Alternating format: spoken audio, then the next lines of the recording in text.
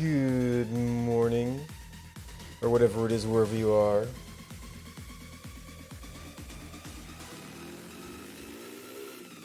Such type music.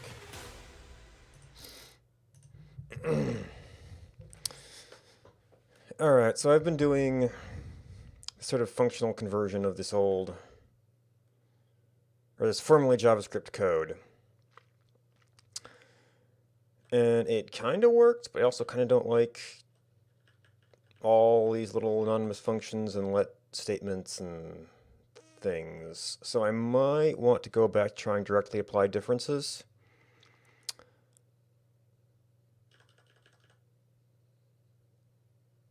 It's just I think I need to like name every step and be thinking about it as its own little thing.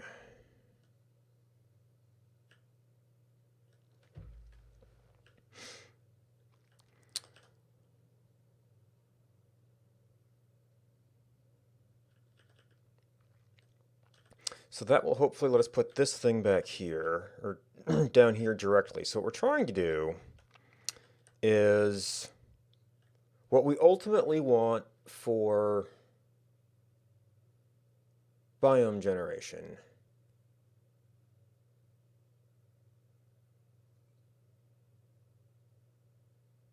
And I guess I don't even necessarily have to do that here.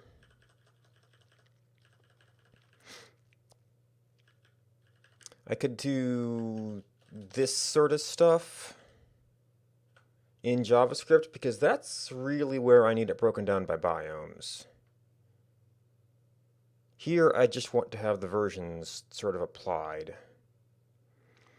But if I can have everything sort of pre-calculated, that'd be kind of nice. And I guess if it's some hairy code, then that would be better to be done in a safe language. It's just doing this sort of like state mutation with updates in functional land gets kind of hairy.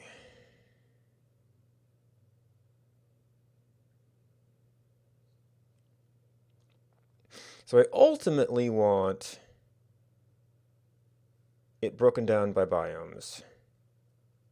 And each biome has the set of objects that spawn in it, at this point in time. And we've been indexing that by the object ID. So you've got this like double dict thing. Except that if we're storing this in a version,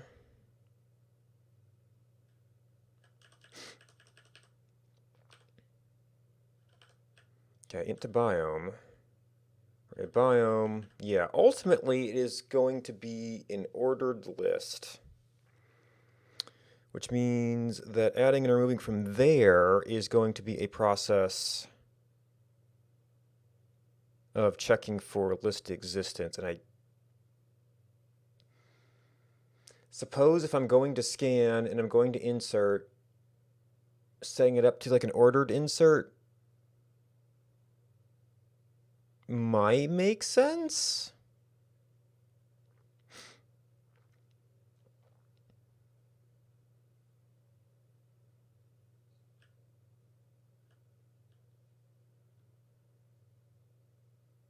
I mean, it's sort of like treating it like a dict, except that we ultimately, when we come to use it on the other end, we don't care about the fact that it's a dict. We just want the list of candidates.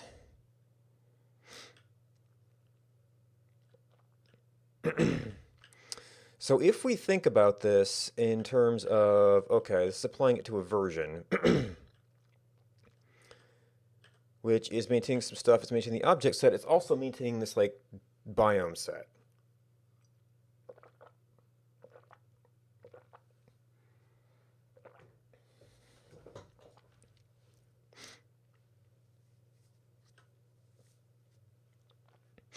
Which I guess do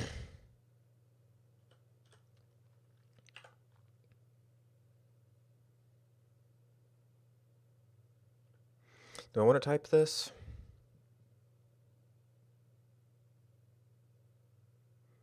And I did that because I thought a biome might want it to be something else. And I think in the JavaScript there actually was an ID attached to it. And then you had biome objects. It's like, do I really need that ID for anything?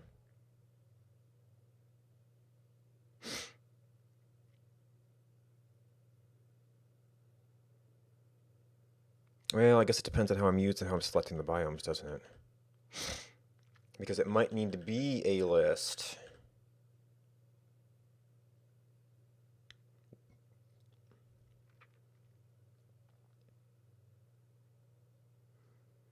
In which case I can't use the same structure for both my sort of output versions and my intermediate versions. Well, without doing a lot of list searching.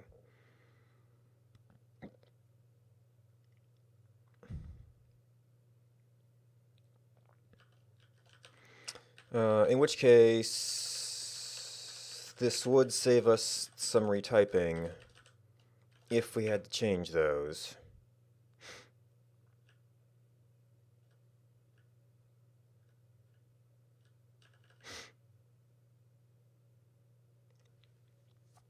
Oh, you know what? I was really thinking that this could be a thing that could be shared between the objects and the biomes, except I've switched to that sort of final storage method where it's not a dict anymore.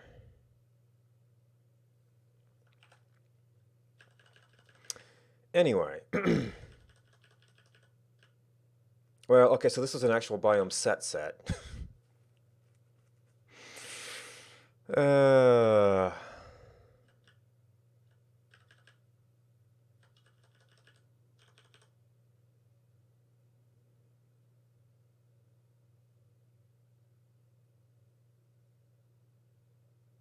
Well, I might not be using that anymore. So we want the abstract function we want to call is the equivalent of this.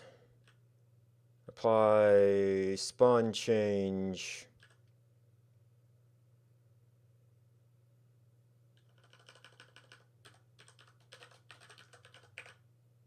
to objects.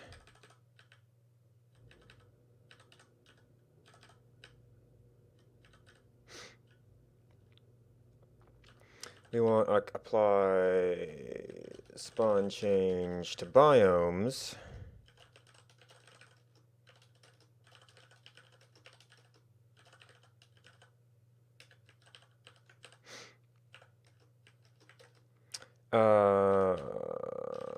Change biomes and we can get this to type check by just doing that.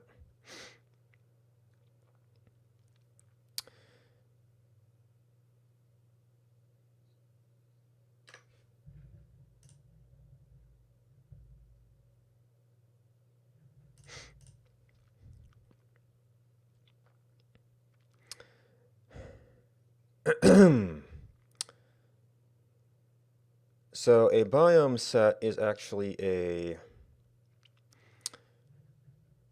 dict.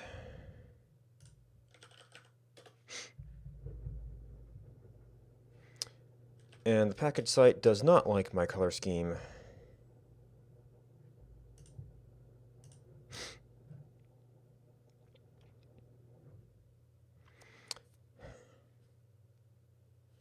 So probably I mean, we have to, at some point, we have to deal with these separately. And I have not set myself up so that there's a change type independent way to get ID.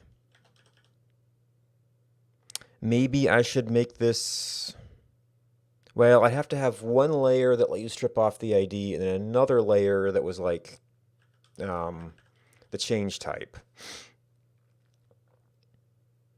So really a change would have to be like an ID and change type in order to handle ID uniformly. So really we end up doing two completely different things here. Well, no, this is one layer down.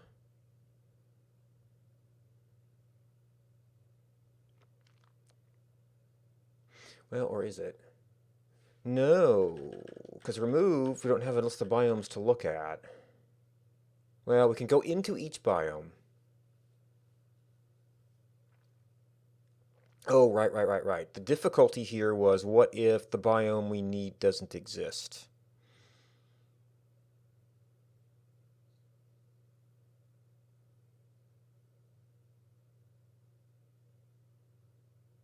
Or one of the biomes we need doesn't exist. So we can go into each biome and apply it to that, but then we have to circle back and create a biome if it doesn't exist.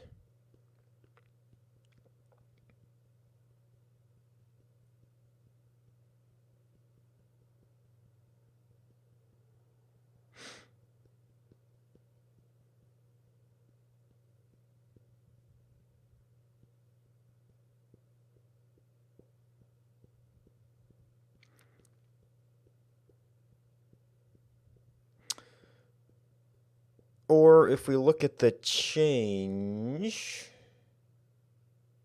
that would be like an update on the biome dict,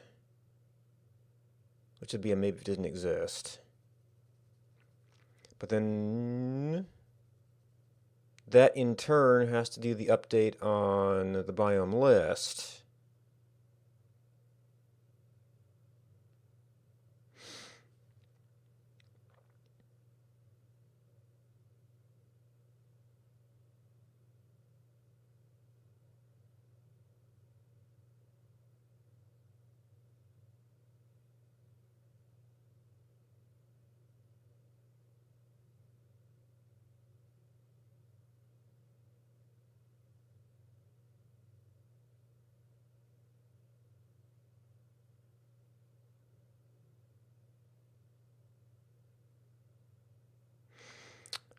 So the logical thing here would be that we apply it to each biome.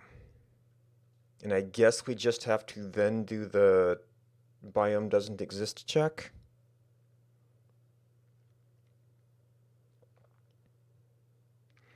And we only have to do that in the changed case. But it'd be nice just to be able to pass this down. So that would be a map.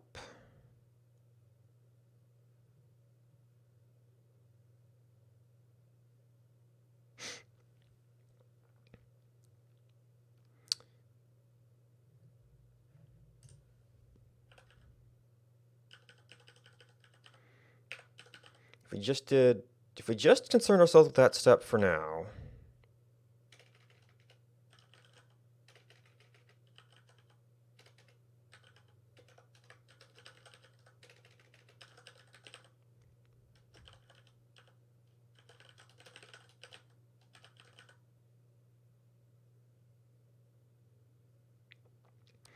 well, the biome is really a list. So this is going to be key biome.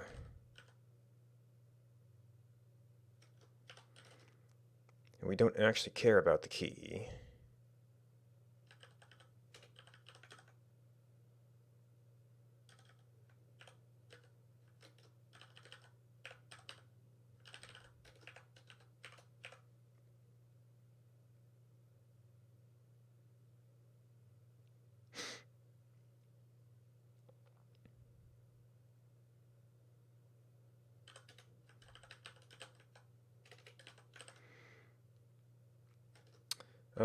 You get a change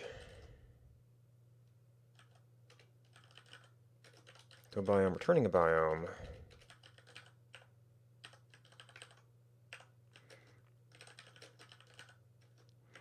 And the simple way to type check this is just to return that again.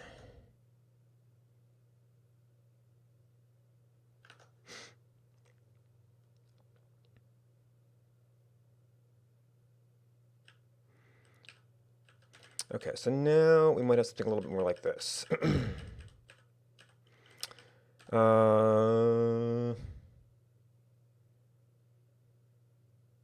So this is going to be, I guess it's going to be a list filter. Because otherwise I don't know what else I would use to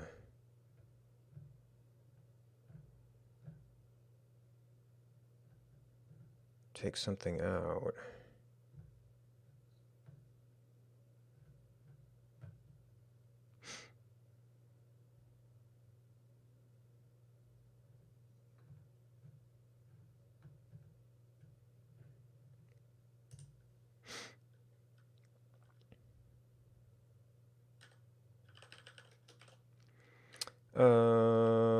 For biome, no, for spawn,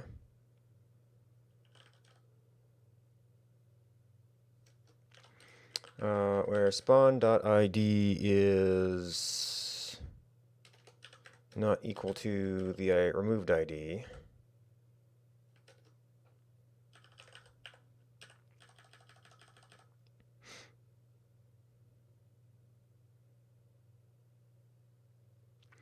So now we've got that awkward thing again where we either need to replace an entry or insert an entry.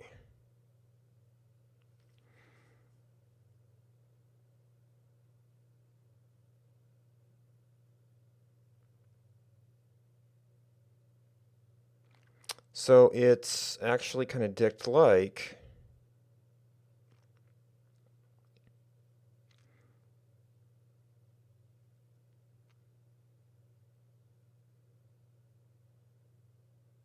But I want a different structure when I'm done.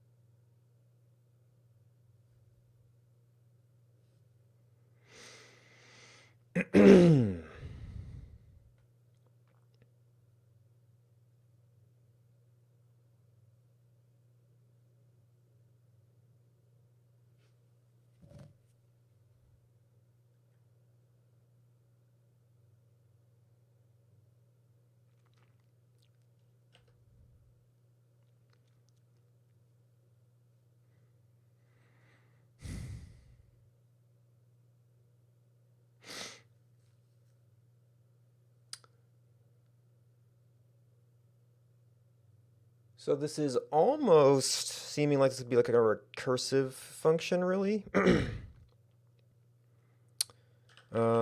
Maybe what I need to do is stop your little helper.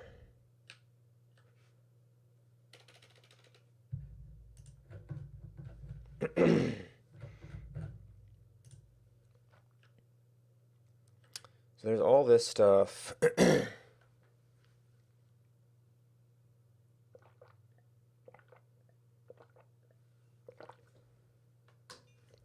I guess this actually would be like a pure helper thing.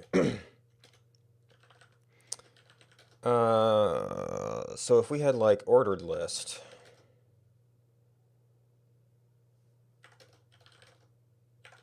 an ordered list of A,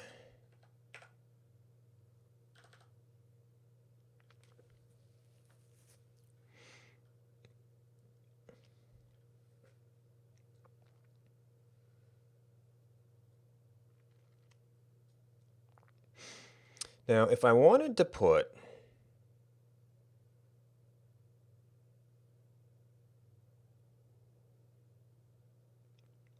or if I wanted to abstract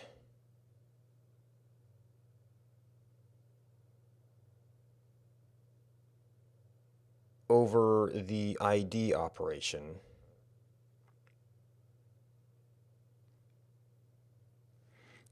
I probably couldn't make this a straight up alias.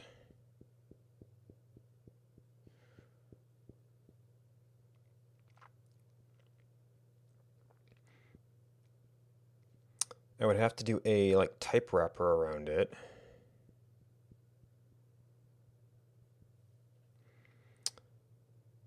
so that we could hold the ordering function and then bust that out every time we need to do something to it.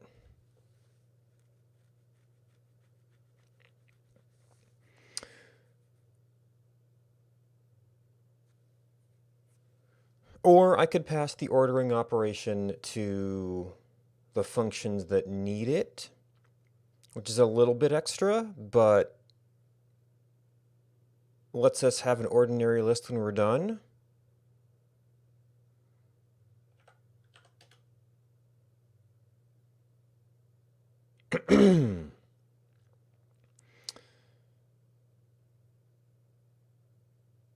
Oh, to have a module name, I actually have to make this a separate module.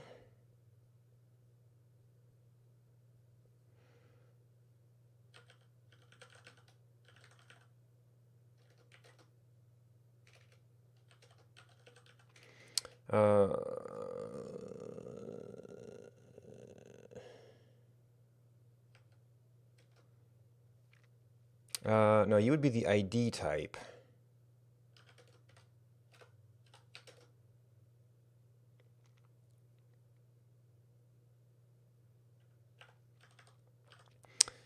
So you would need a function of a to ID, the ID, and the thing to operate on.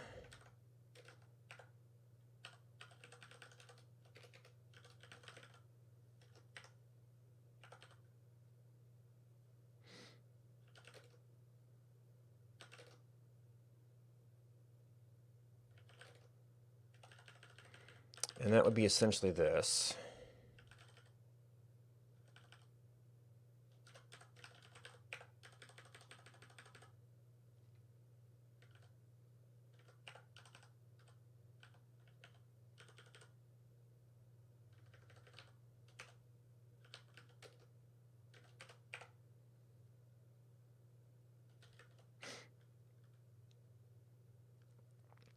And then the tricky one.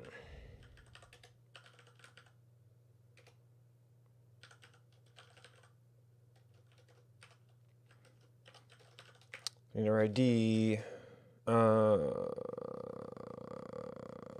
since we're going to be inserting a thing, actually we just need that. We have an A.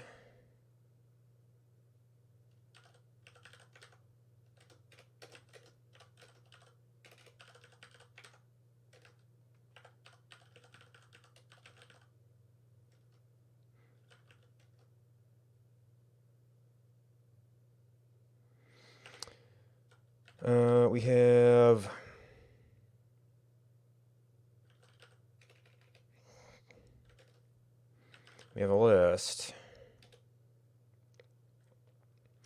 So I think this is going to have to be some kind of recursive thing where we do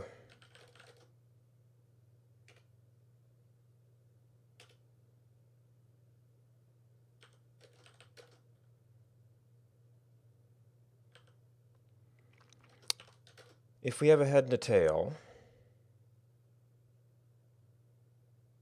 the tail might be an empty list.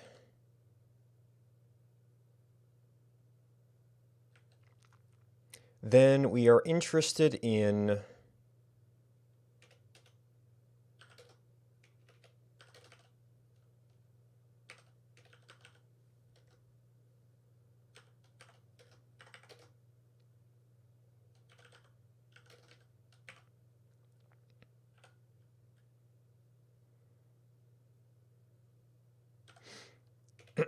then this is exactly where this thing goes.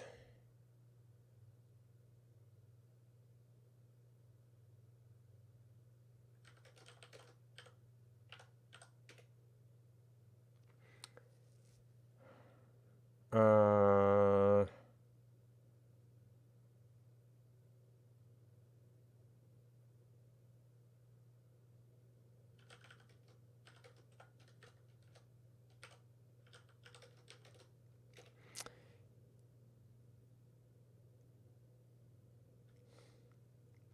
if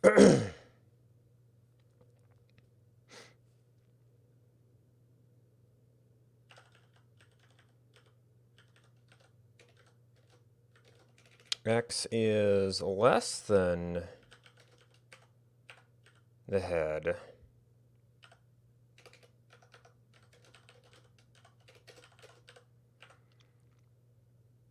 Then it's all of it. Else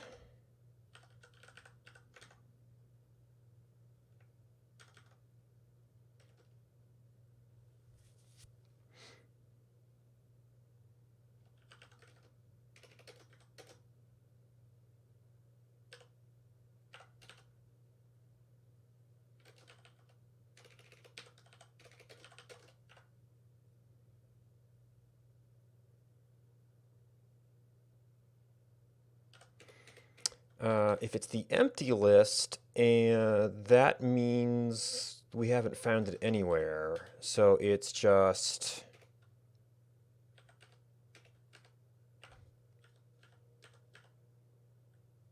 a list of that.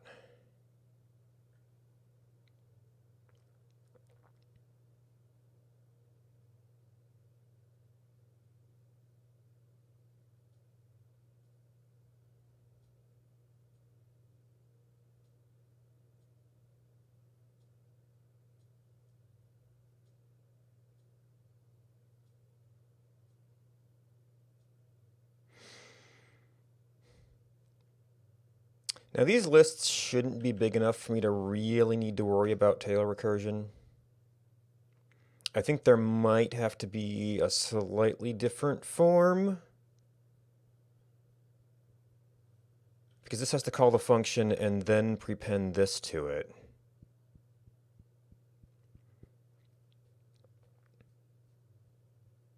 That might involve reversing things.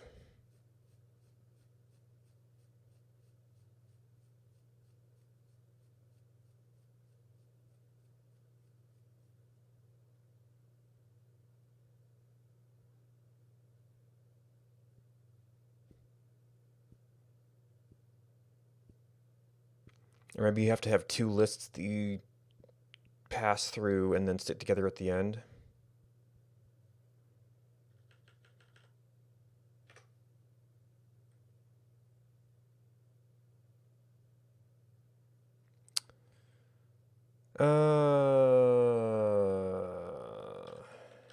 The ifs require parentheses. They go between so many different languages.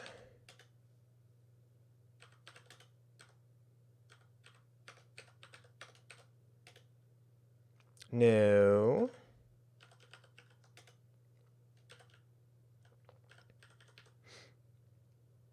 Do we not support else if?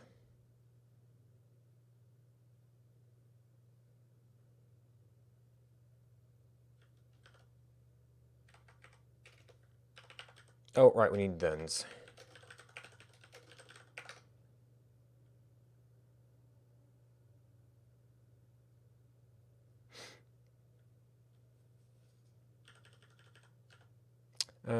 Right.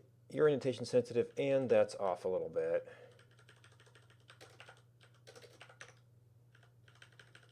No, that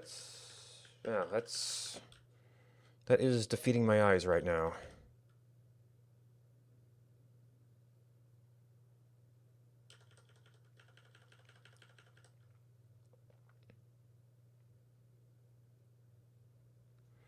Oh. Right, we do have to assume this is orderable. Can I use comparable? I know I can't define comparable like things, but can I use it? Okay.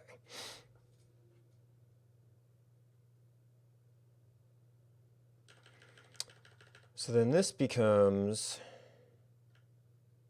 and properly speaking, we should call, well, we should call this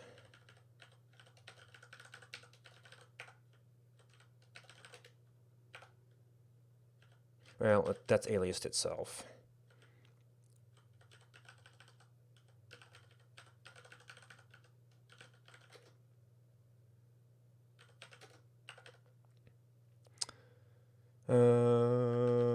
Of the spawn, no, the spawn was the internal thing.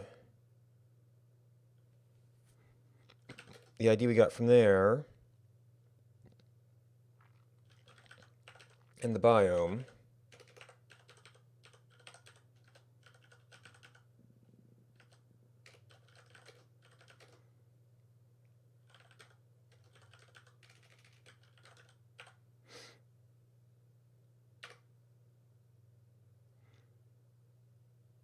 Okay, it compiles.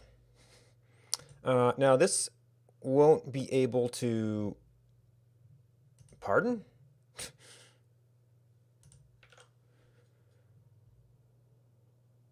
Add new biomes?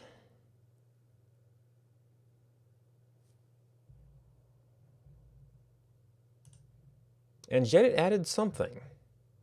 Oh no, because I haven't changed the code that's really calling this.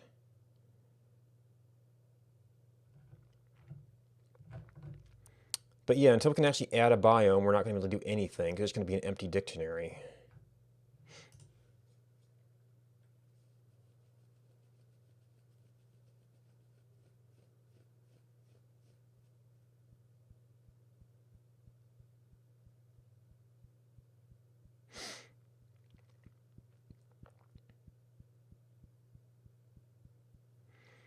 Oh, you know what?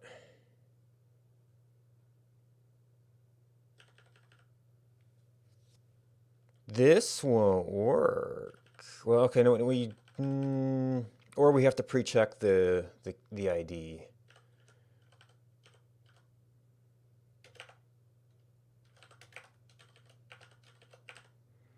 So we actually do need to know the biome ID.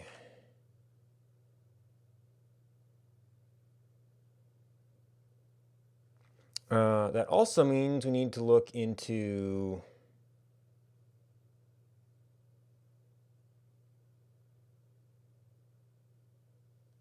so either you have to know the biome ID, or this has to look into the change to see if it's a change that has a spawn that has the biomes it affects.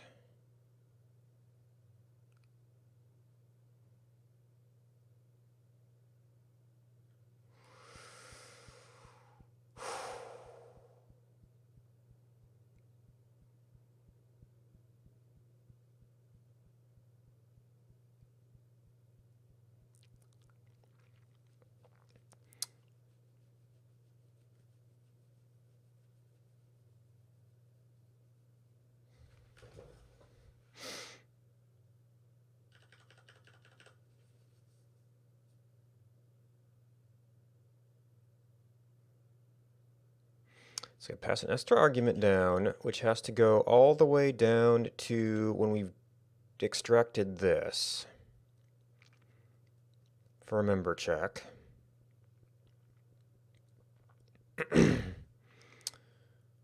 Or we sort of bootstrap this whole thing up here, which just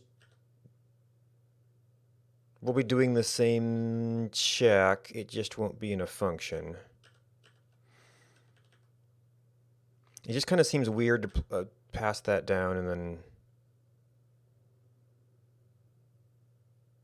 sometimes not do anything.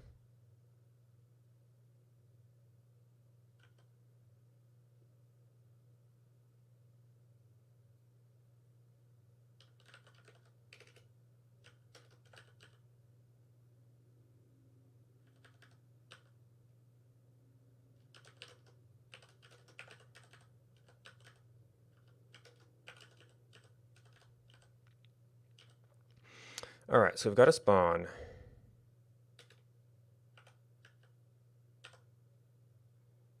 Now what we need to know is, does the spawn biomes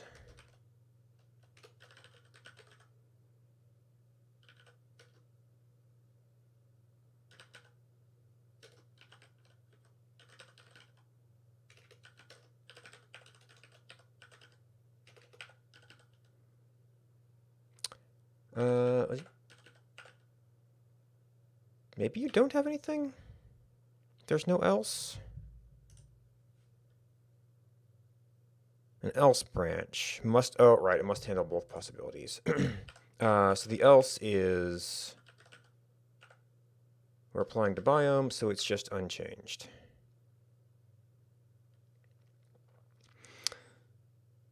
Okay, so that handles updating only if applicable.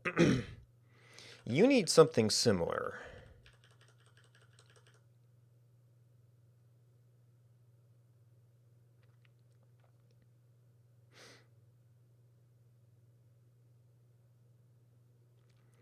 Or we will not actually map over this thing if it doesn't exist yet.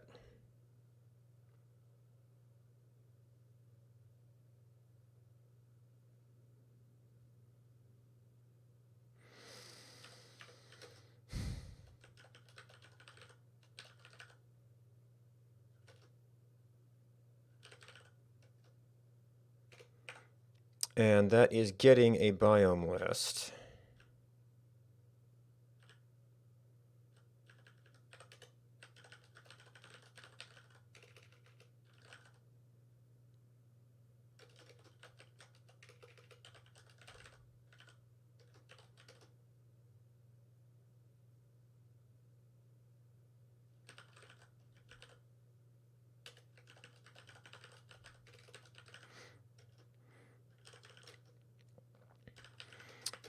All right, so you need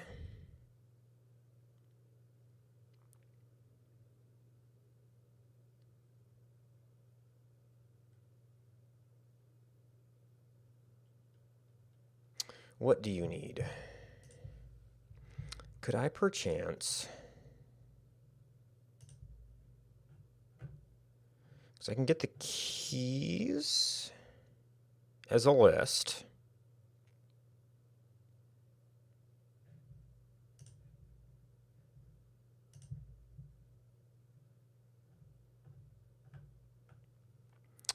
But if I want to do some kind of set operation on that, I'm going to have to convert both of those lists to sets.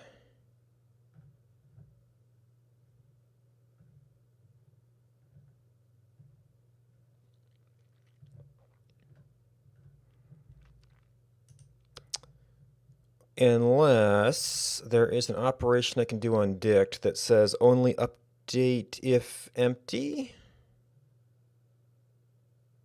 I can update every one of those keys to itself, or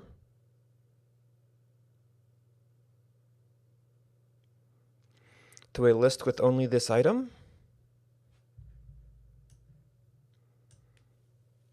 I mean, it both seems kind of like some churn either way. This is going to do a bunch of unnecessary updates to the dict, most of which are no ops.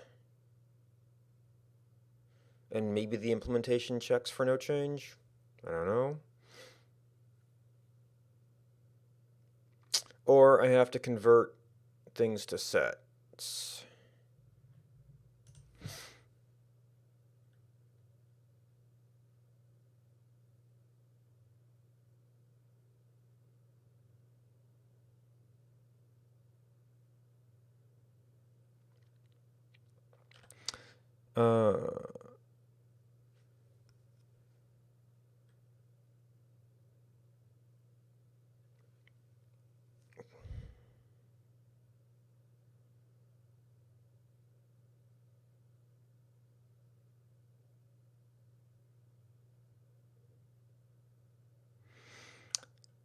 You might imagine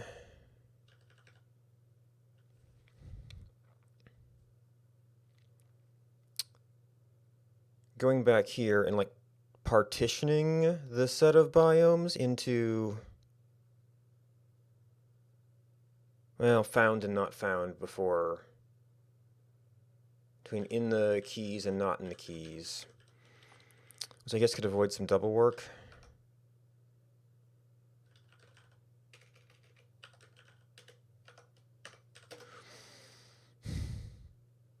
Well, no, it's not that biomes. It is change. Well, it's change So first of all, that could be either of these. If it's that, then we're going to do nothing. If it's spawn, then we still need the spawn. Because we're going to have to insert the one element if it's there.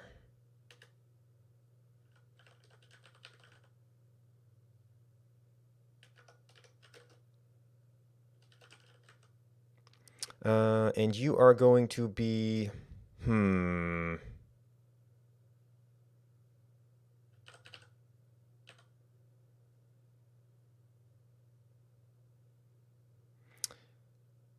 don't think order matters here, so I don't remember if left or right is the one that's theoretically more efficient. I guess left for just reading probably is. And you want to apply a biome ID and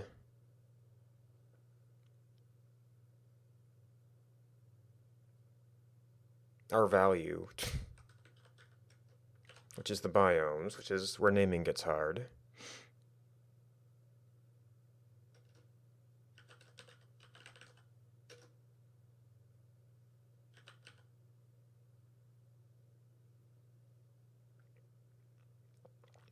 And then we have another internal function.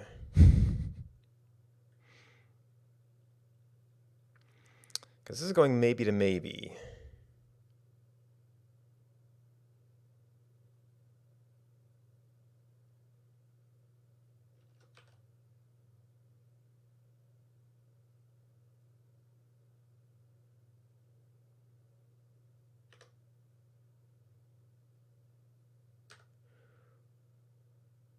Maybe biome.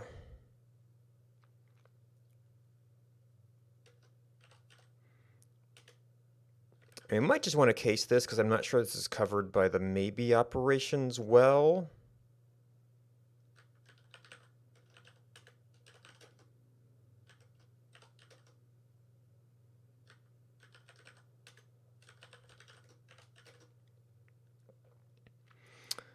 And then a biome is the list of spawn.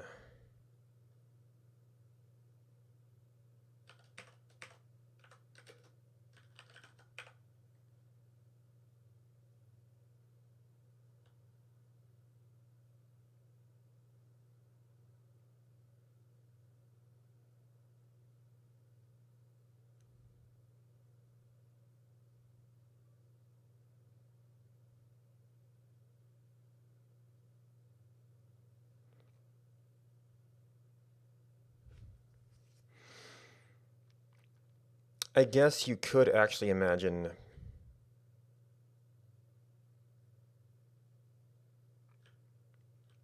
having this kind of be the top level thing, where you do this, you do, well, the remove loop.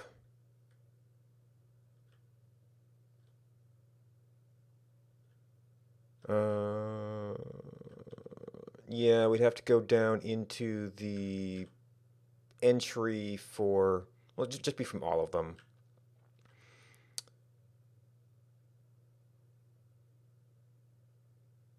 So we then have to go back and do this sort of dict map thing again.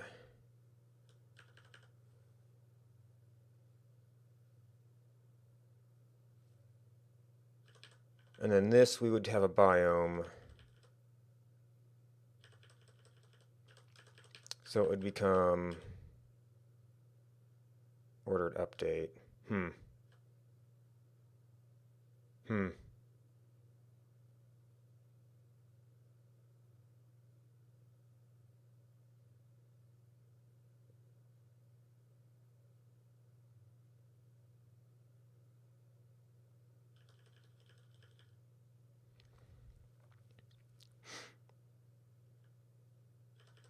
Well, this has a better top level story, I guess. Apply spawn changes, make sure we add missing. if the top level looks like this,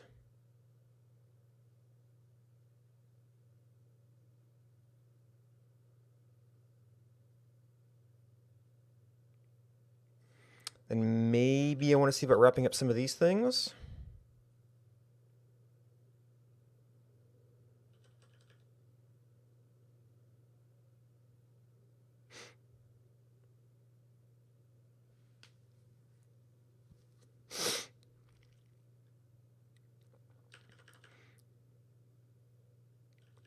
Oh no, one of these is going to be accumulator. Dict.update.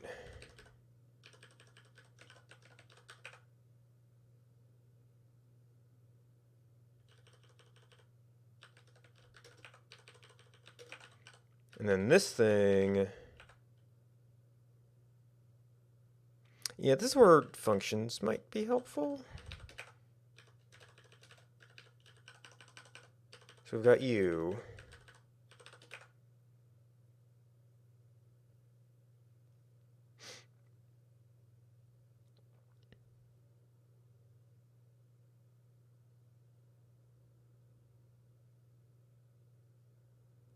But this needs like all the context information.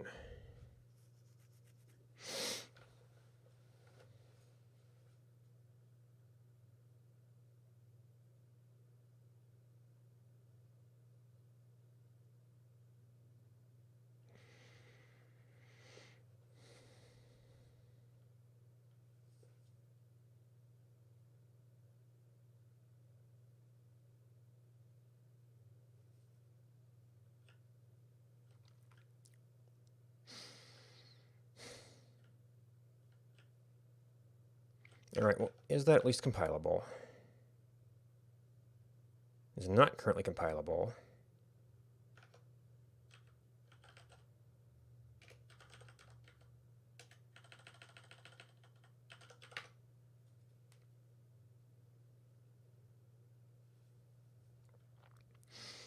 Oh, right, and you have to return value.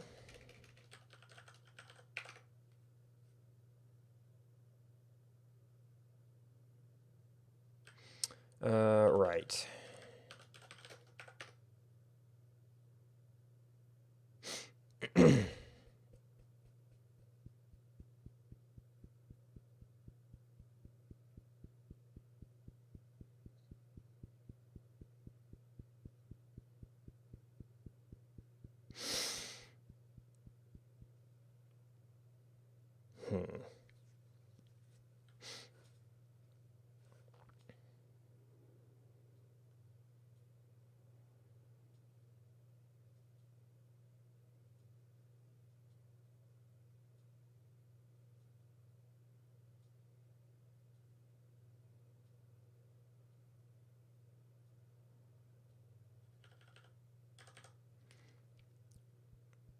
So I guess this could be a function. It would be a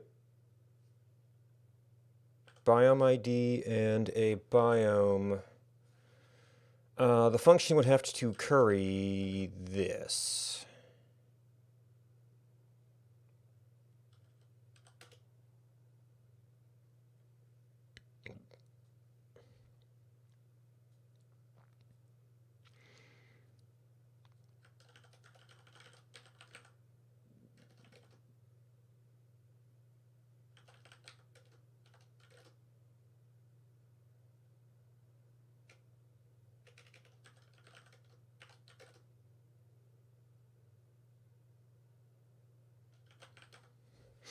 Because that would be sort of like the initial value.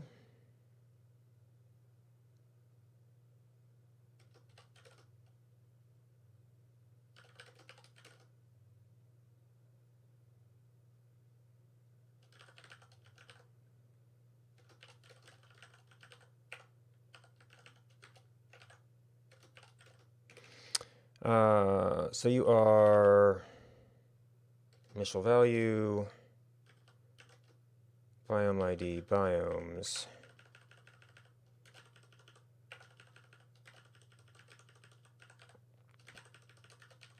Now let's have better names.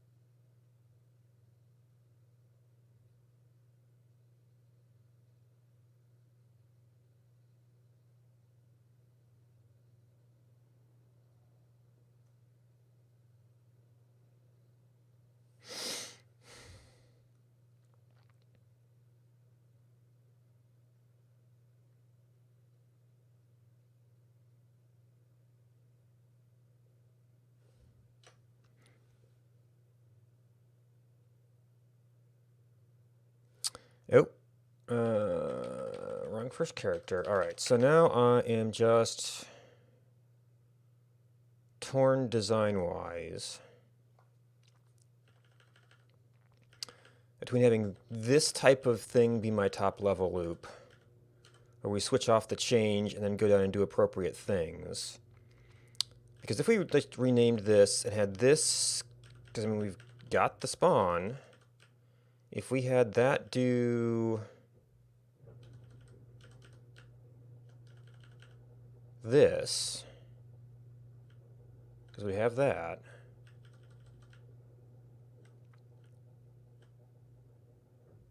then what do we lose? We kind of lose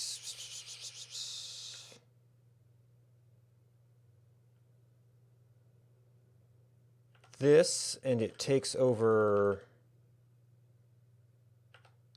this. Although this update is effectively doing, wait, is this spawn.biome is effectively doing this check. But you're down to a biome already, so we'd still have to have a little wrapper function to go apply this to every biome.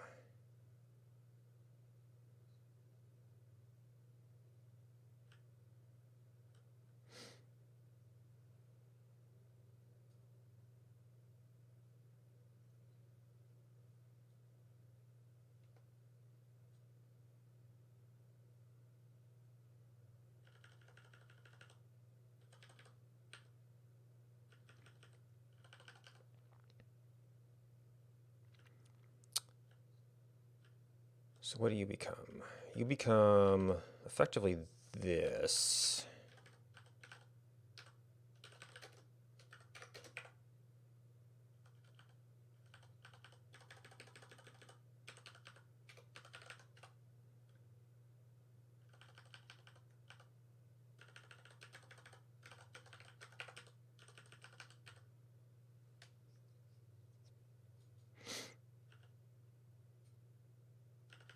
And this is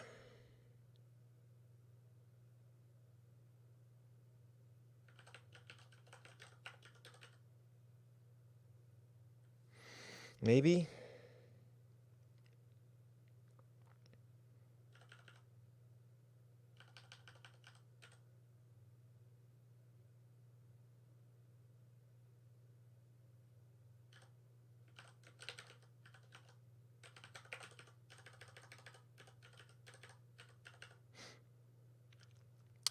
Then this is like our top level.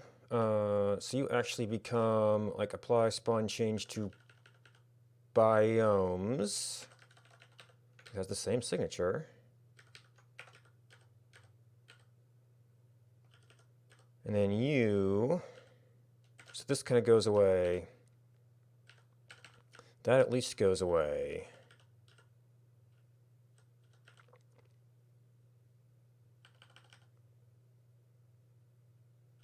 So you do that for each biome in there. This doesn't actually specify because it's just removed everywhere.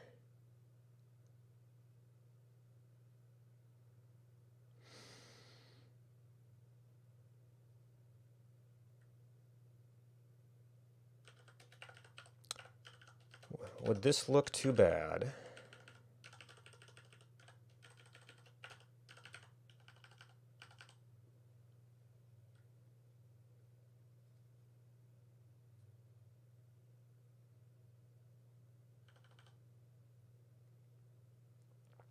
So this would be,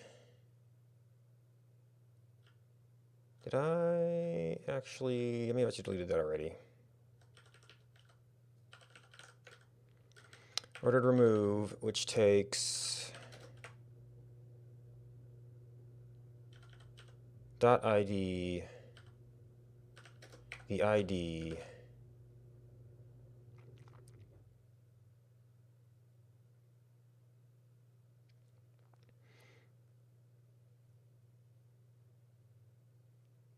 So that's not too bad to have inline.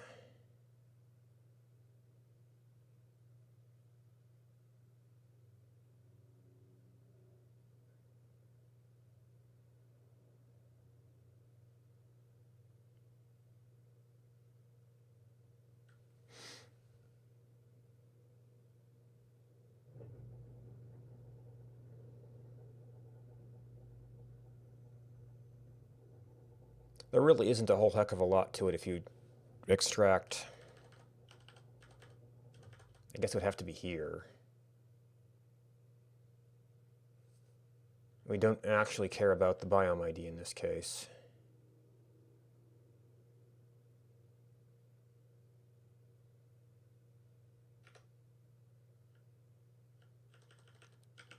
Okay, well that's going to be doubled.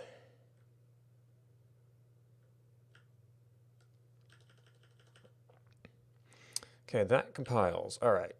Now, all of this stuff hopefully goes away.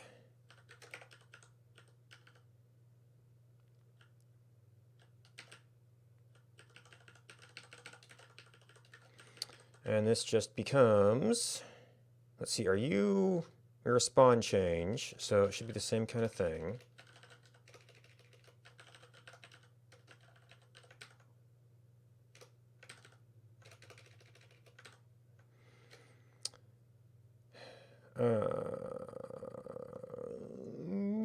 Previous biomes.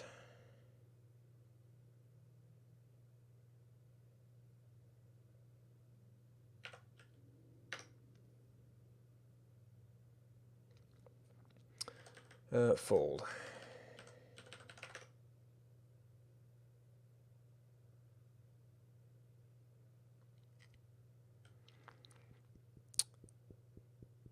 Uh-oh, we're missing an argument here.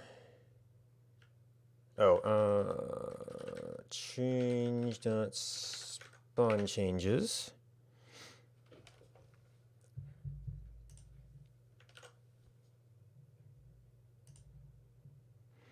Unfortunately, one thing that's really bad about, well, no, maybe I could compile with debug and get the debugger to look at internal structure.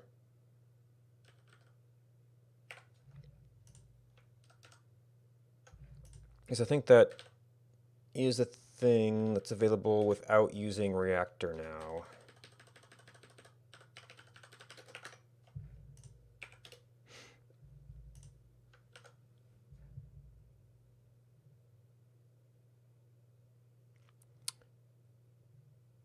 Okay, so I had one timer going.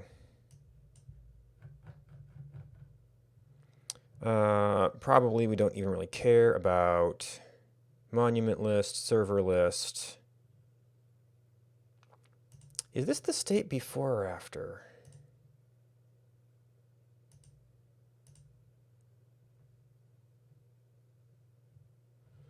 Appears to be after, okay.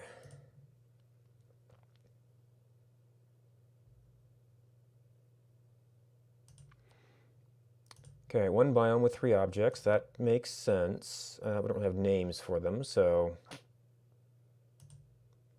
But that's gonna be like berry bush.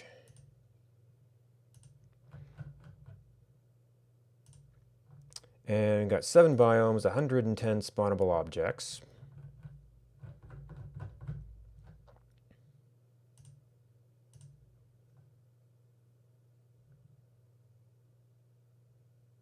So this is probably gonna be like Arctic. Biome number 4, does that sound right? Or desert? No, desert has a lot of little minerals in it now. That might be Arctic.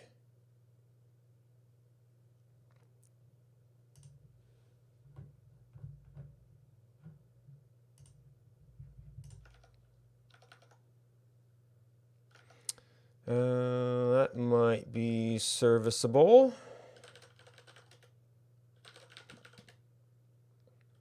Of course, well, it's going to the model, I must be calling this code.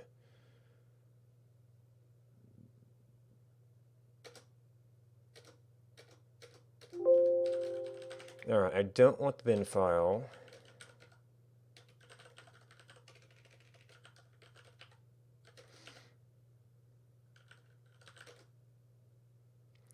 So this is like step one even.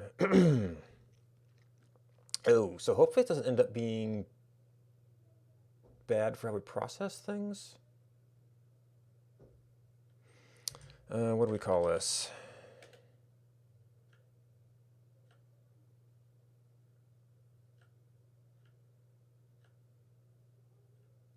Rewrite version expansion.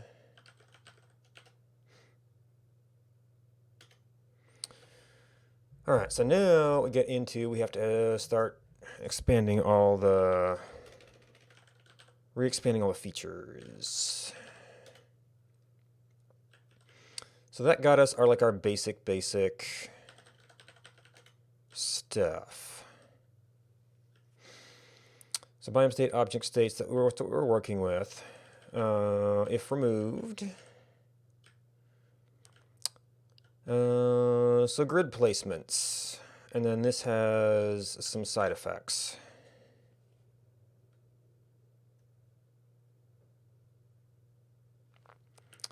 So this was...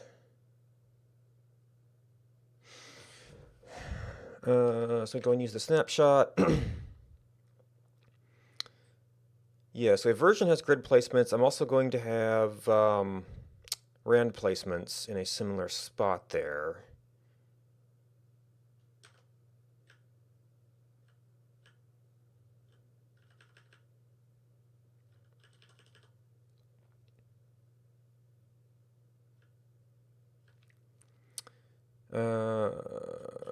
Grid placements.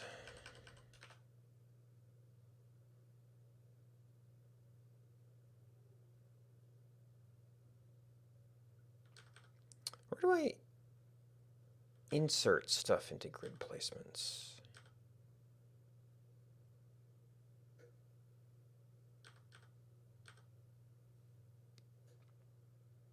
Maybe I broke something recently?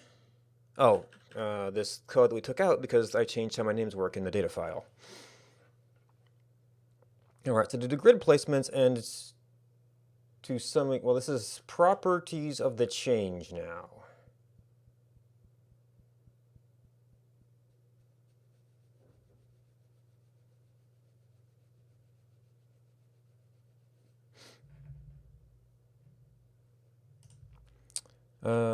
So versions are going to need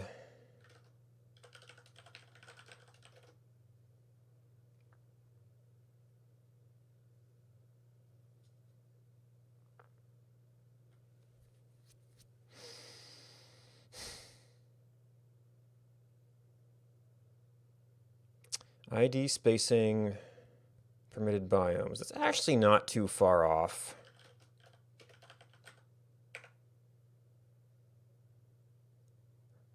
From just being able to use a spawn for it.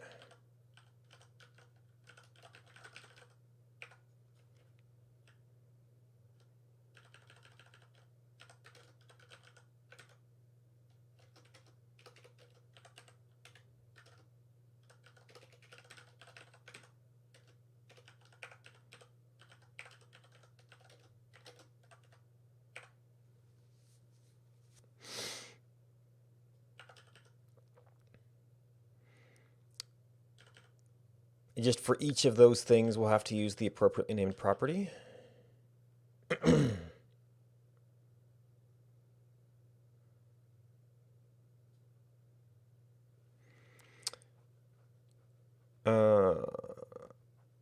Now, right, because we're always working from the previous version now, so that's partly our state. So we'll maintain things that were previously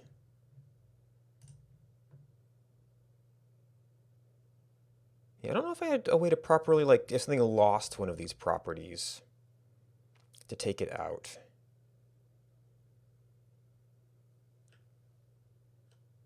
But that hasn't happened yet.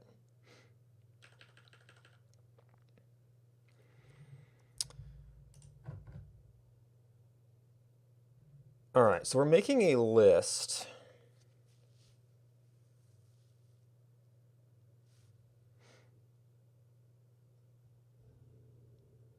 And this was a once off on the names.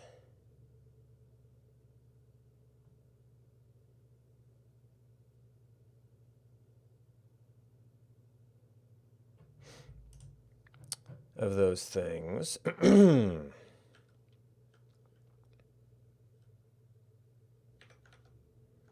All right, that immediately break anything?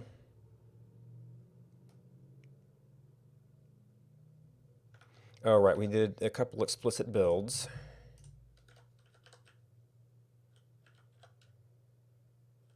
Or at least one explicit build.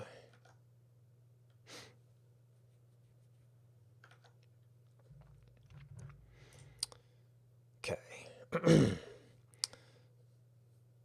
So these are...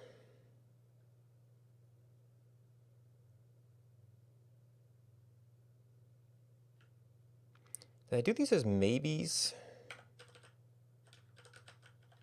I did these as maybes.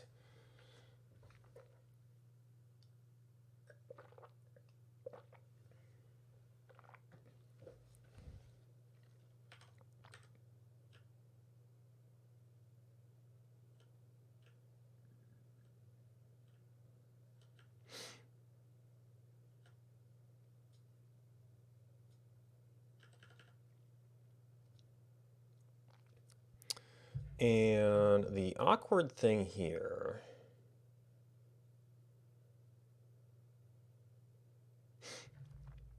is that if it's a grid or a rand placement, it's not in our regular list.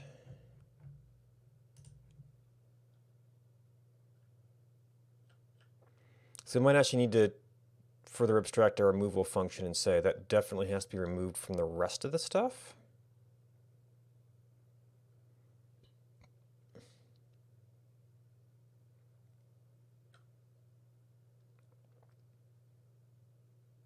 Oh, I should probably be in biome objects, but not biome objects.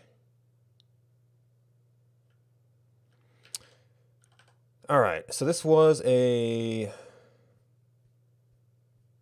foldle over the change set, which that's probably makes sense. Apply spawn change to objects, apply spawn change to biomes.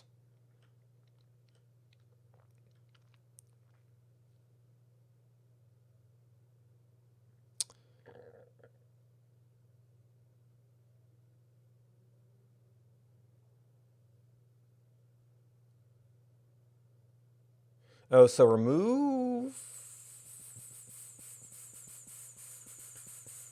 actually does have to be removed from these things. It was an outright removal.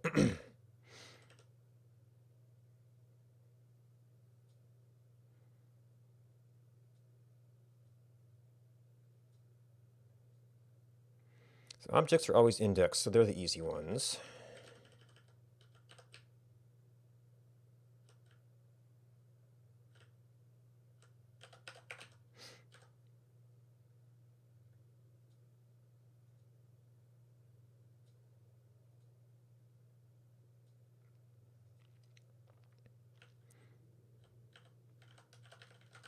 Now, these, well,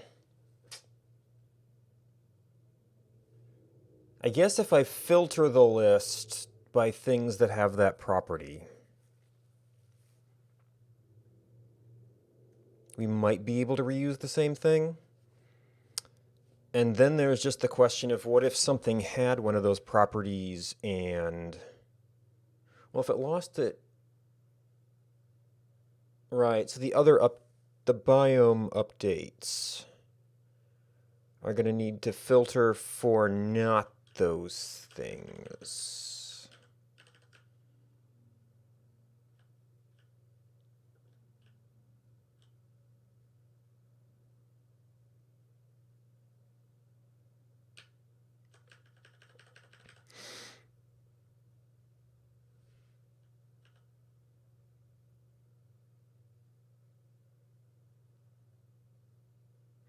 So somewhere there's going to be an if statement. This is the earliest place we can do it.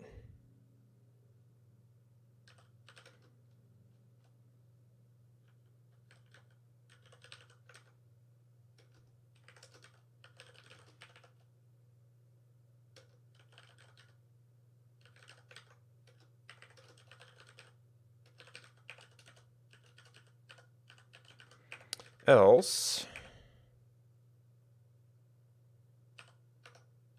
it's just biomes, right?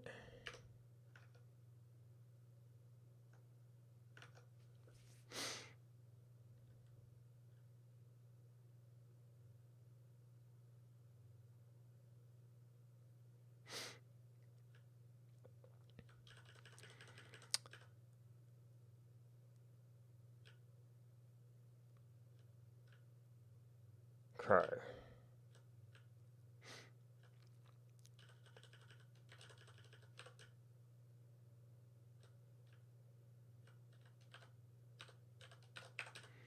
Now what I didn't get out of this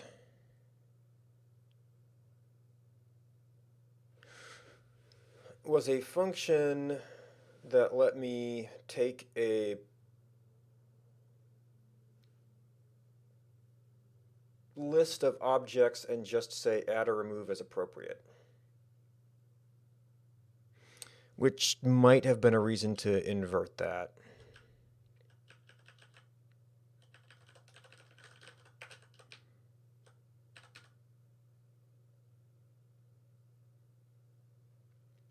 Now, if something changed from grid placement to rand placement, we don't have a way to deal with that just yet.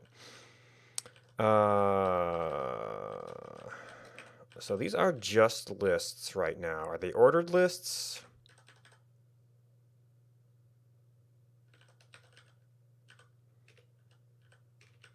Probably should be, because I think, at least for the rand placements, that's going to matter.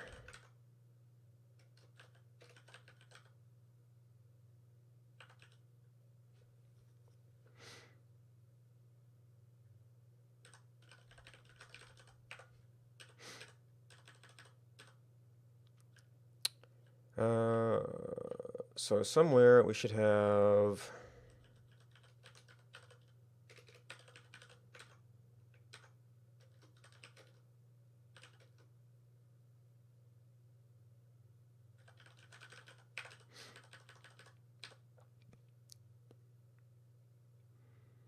And are you just update? We don't have to worry about adding biomes here. Change spawn.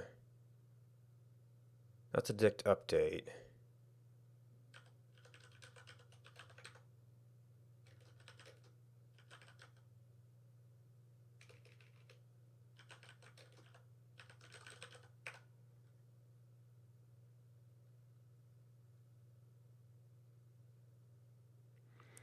And these are...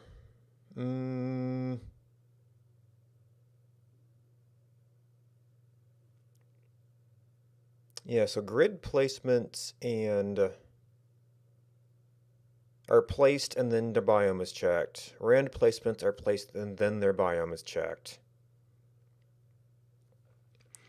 Whereas with the other objects, we sort of figure out the biome and then figure out what object we want to put there.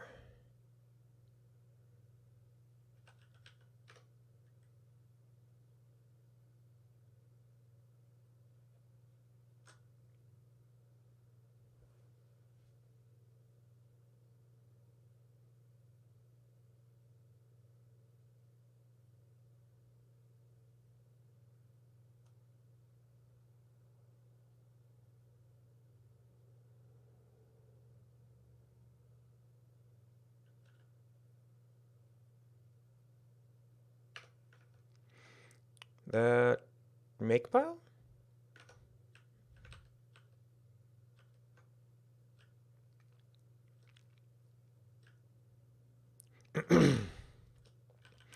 All right, so you are actually going to be a little bit of a two-step process. We have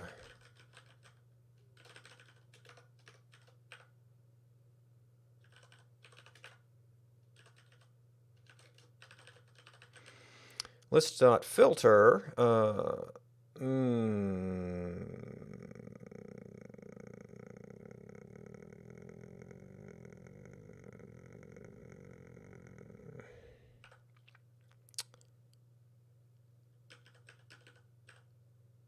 No, because I only get the information on the type if it's being added.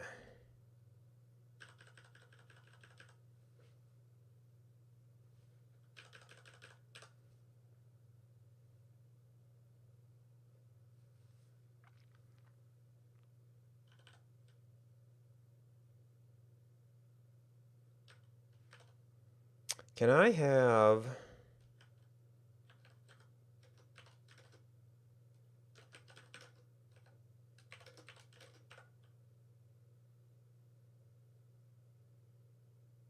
that?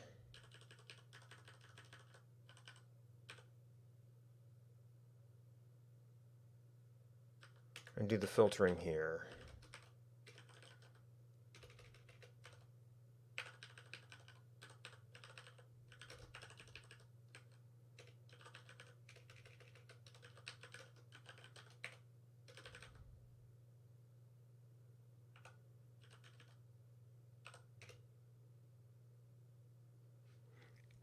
If not, then it's an irrelevant update. Now, this does not deal with the thing that if something loses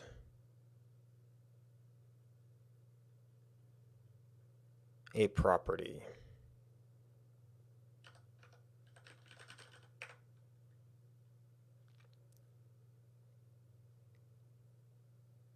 In which case we would actually have to do a, well, if it's a change and it doesn't have the property,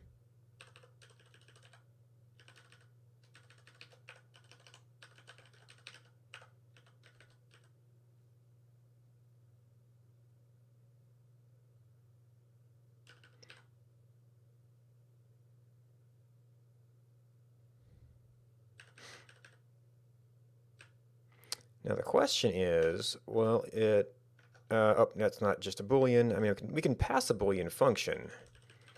But it'd be kind of nice if we didn't have to make one. Okay, that we'll type check.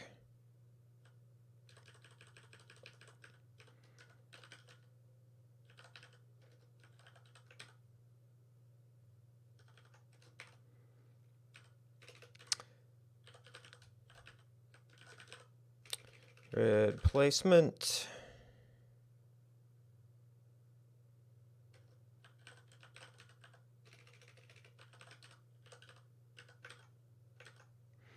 Previous grid placements, change spawn changes.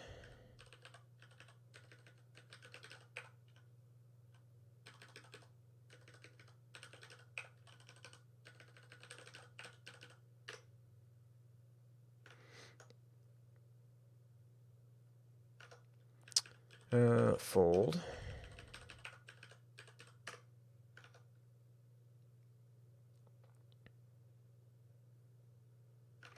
And this has a current parameter, so it has to be there.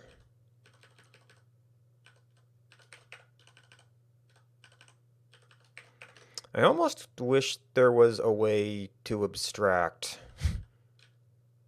apply changes to most of the things. I mean, I could make a version. Well, no, it's a different function to everyone.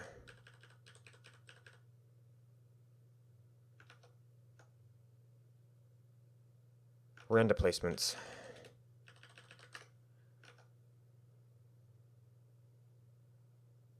I'm not actually sure how I could usefully abstract that.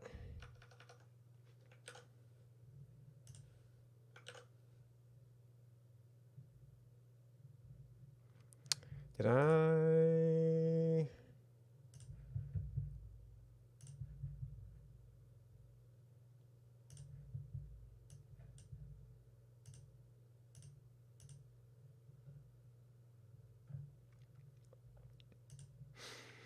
Okay, we expect that to be empty. We expect that to be empty.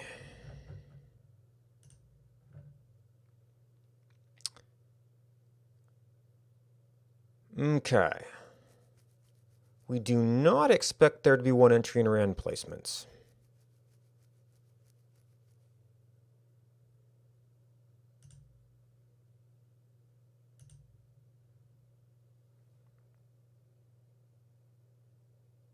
Grid placement 40.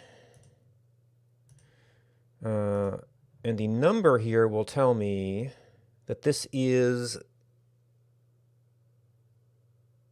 the oil, but we're missing Nosja.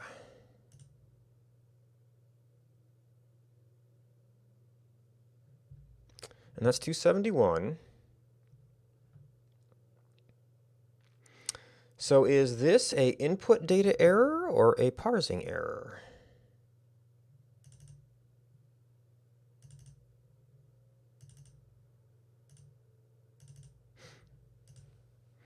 Unfortunately, I don't have names here.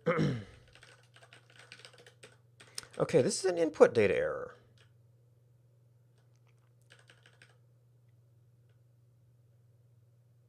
For some reason, I am not detecting the change to Nosja. Now, did I copy the spawns?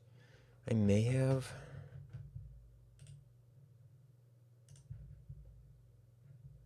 Atari spot, random placement 5.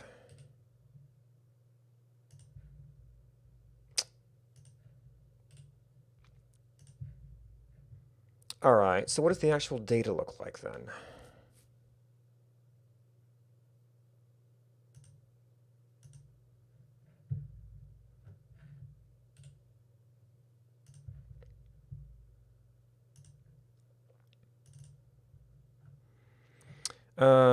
That'll probably be easier to see in the changelog.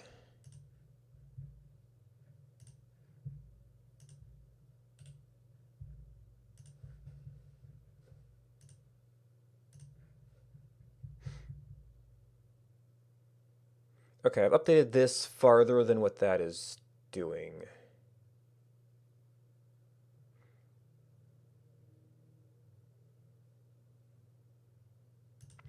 Fixed number of nausea. Okay. Random placement 13. Maybe I didn't properly handle multiple digits when I was detecting this?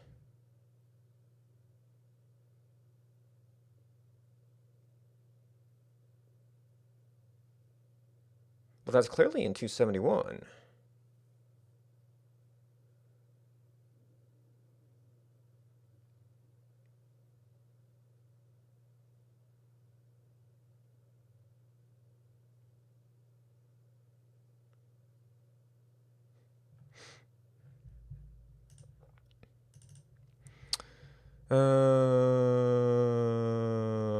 Process.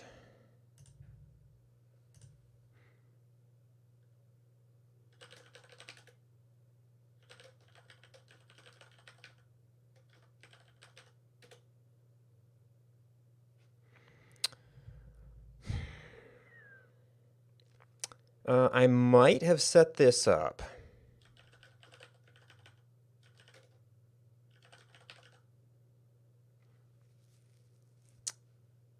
so that it won't break if I don't do sprite processing. But mainly, I guess first I need to inspect the code because there's apparently something wrong.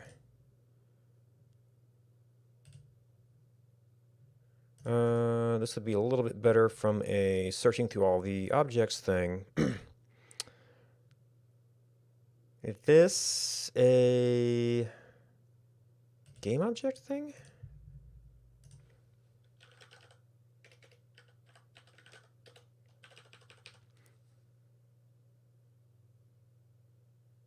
That looks like Digit Plus to me.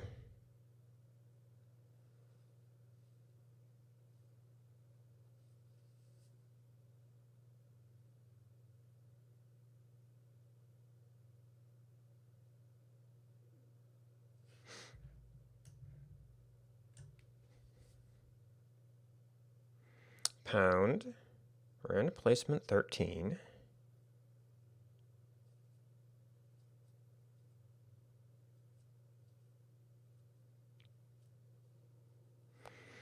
All right.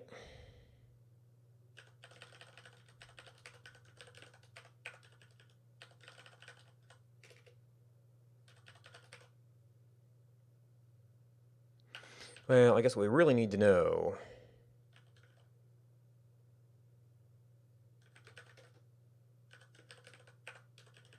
is that, and then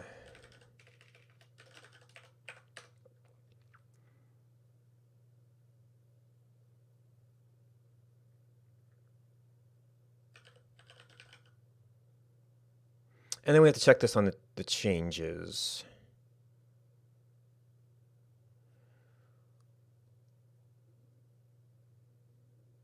Well, we got oil wells, and that was definitely a change.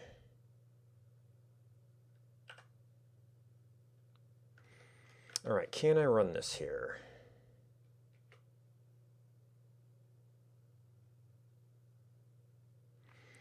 And what version is my local repo at? Because maybe I don't need to download.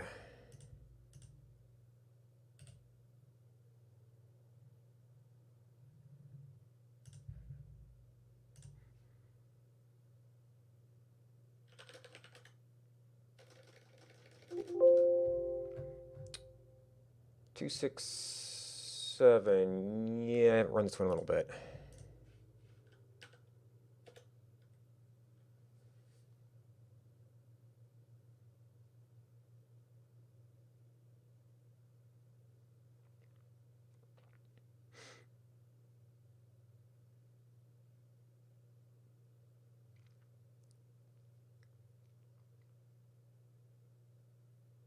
And unfortunately, this is so spammy. I probably didn't have to take off printing for everything, so that only these stick out, and if it doesn't stick out, then we know it's a detection problem.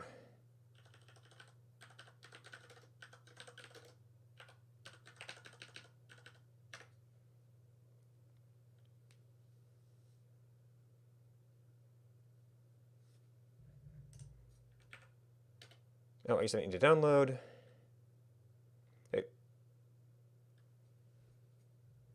Okay, so this will do anything with extra properties, but that's still a lot of stuff.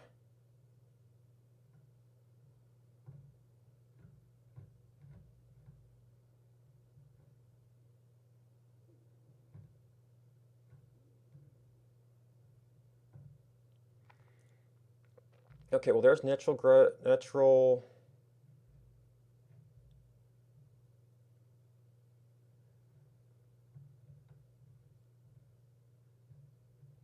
string, dark nosegay, rand placement 13, rand placement. Okay, so we passed that. We got a 13.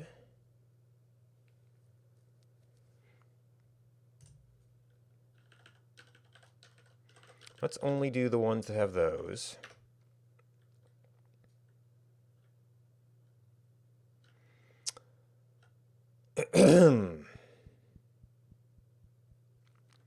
How about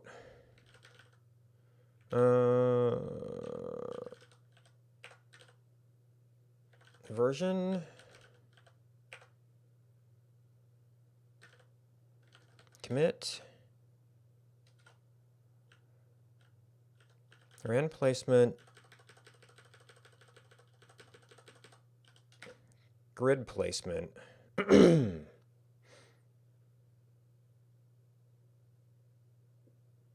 Well, I think we saw one grid placement, and we saw one rand placement.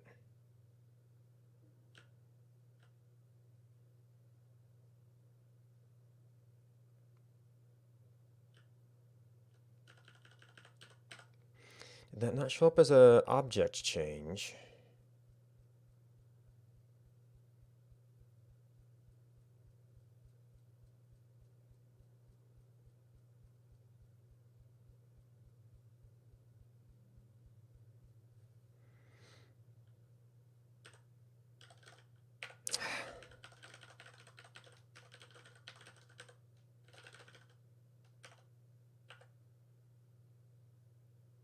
Oh, this is in the actual version production that we hit this, which we're going to have to, like, delete that version and make it reprocess it, probably.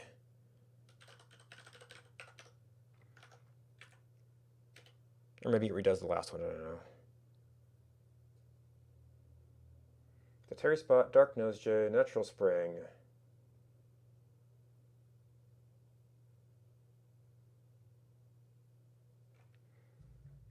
Kanjibia.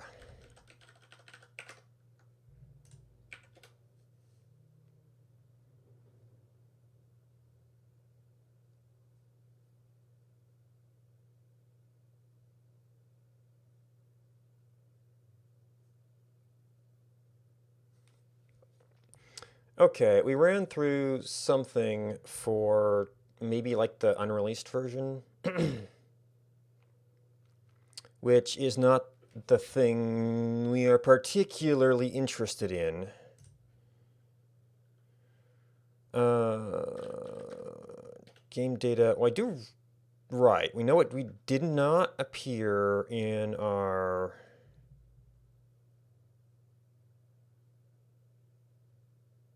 versions.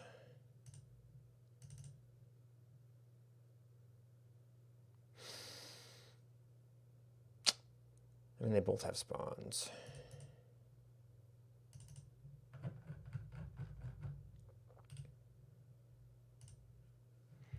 So I don't know which one it like kind of checks first.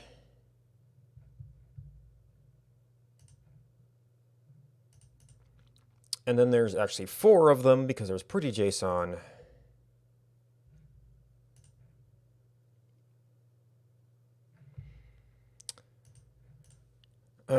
Processor.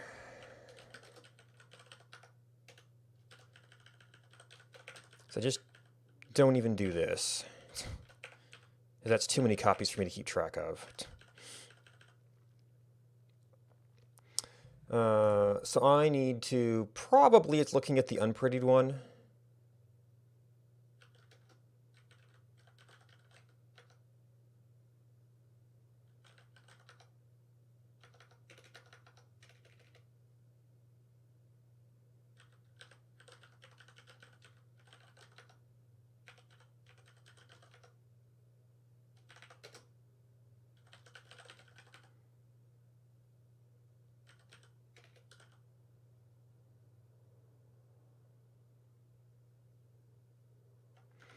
All right, what else can I know about this? Let's commit.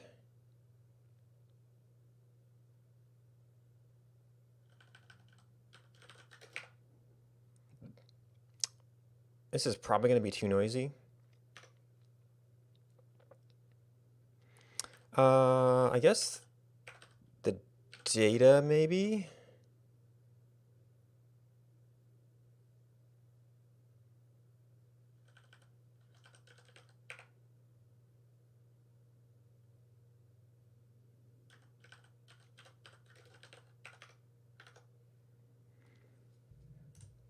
So what's in that version?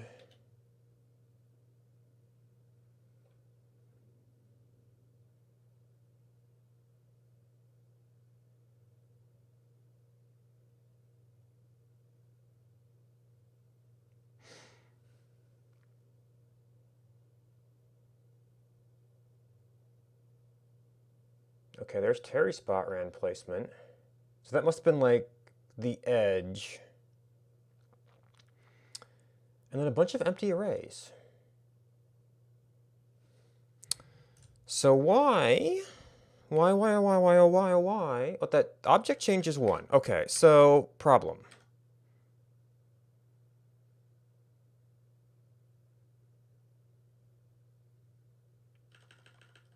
Why?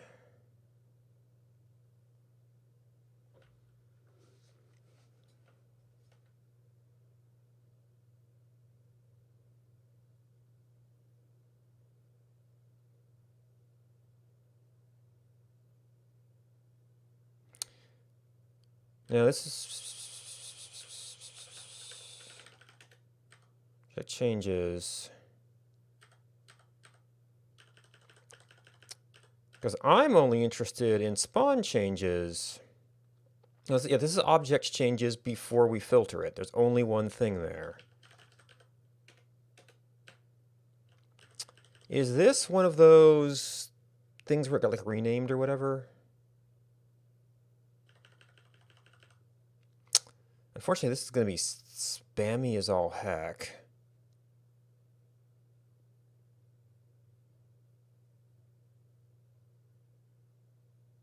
Oh, maybe it can only manage to look at that one version?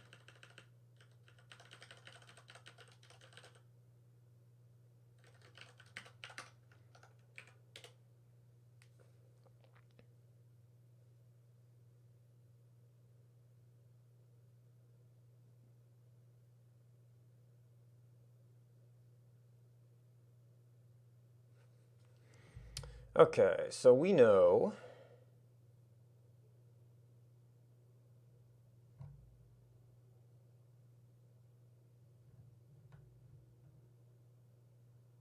dark Nosejaw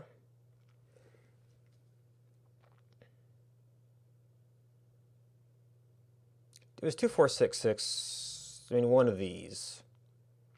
It did process this while it was going through version changes. Why don't you show up as an object change?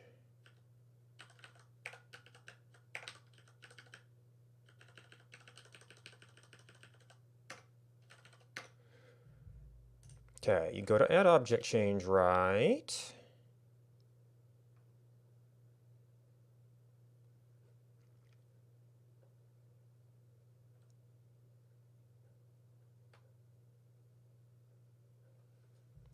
Dark Nosejaw. Or rather, well, we saw that line. 2466.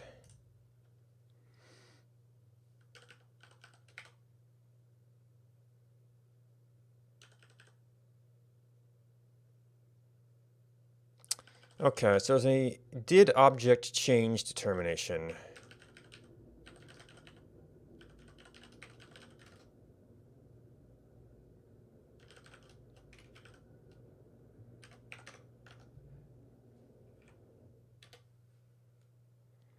That is apparently not counting this.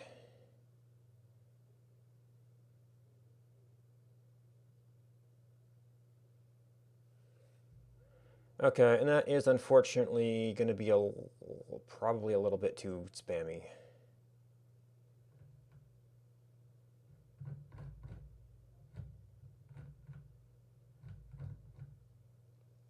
So Terry Spot was a change.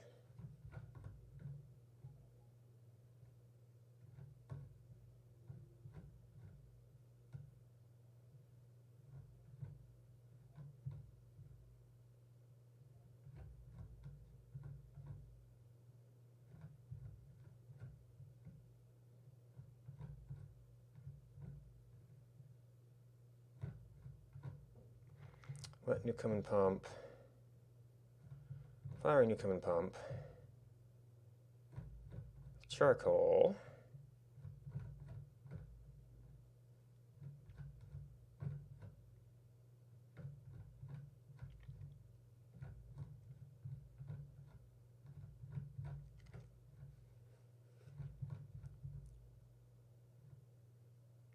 Dark Nosejaw. Okay, so it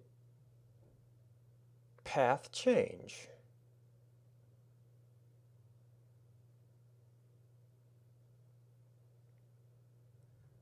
No, a change should be a difference, right?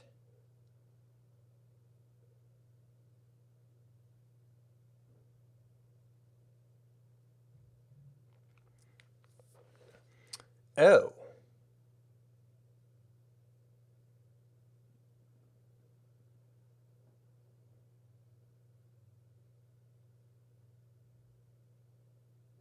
So I only saw that as a name change.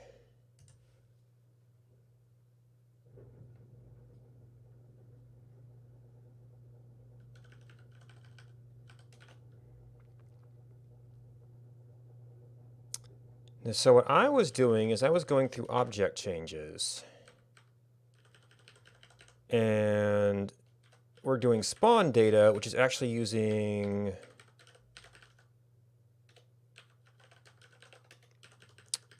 the after? No. Object.after.spawn data. But that's not counted as an object change. So I have this determination of was it a spawnable change?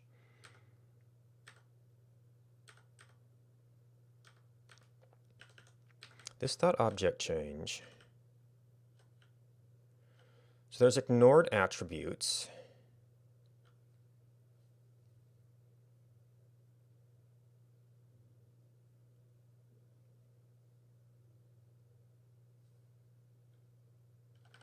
Why would that be an ignored attribute? No.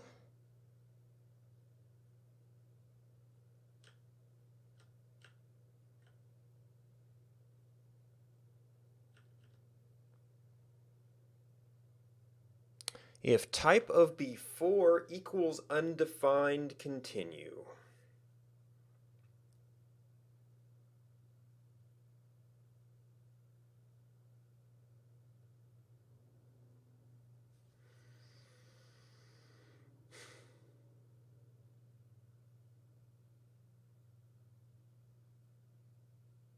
That doesn't seem like the right answer to me.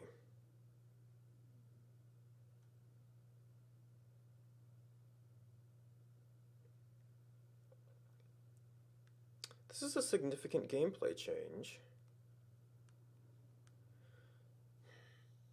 So why did Terry Spot show up? There must have been some other change to it that passed that filter.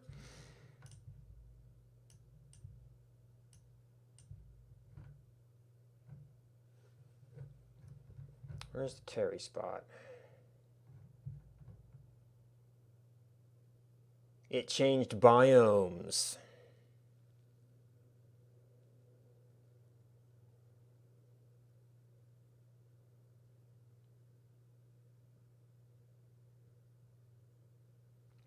Why did he throw out before attribute undefined? Maybe there are times when like InvisCont got added to things, and that's kind of irrelevant.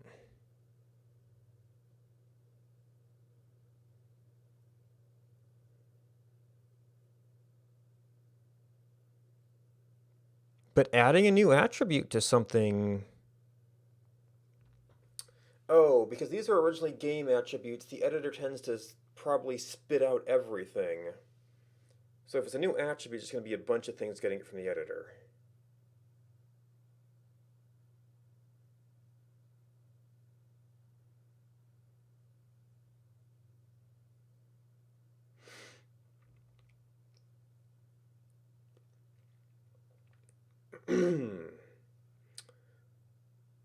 All right, so for general object changes,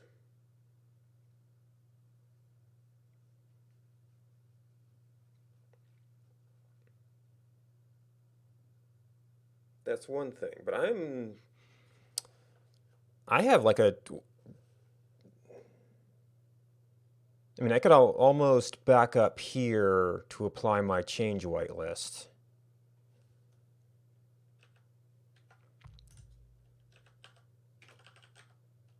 Like I was trying to leave things sort of as they were.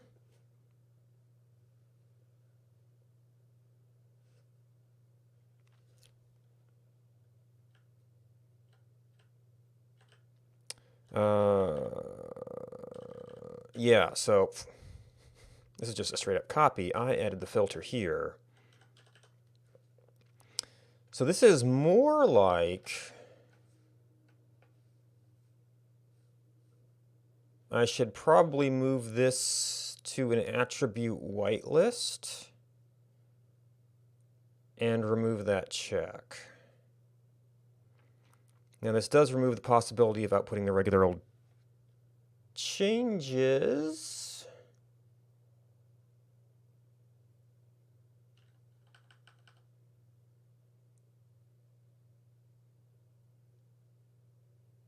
Well,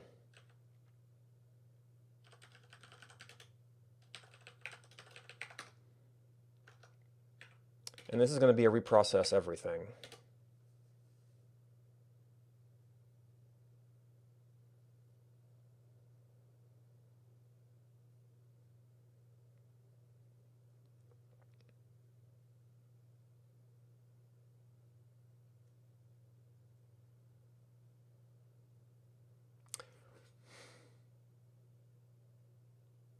What? What?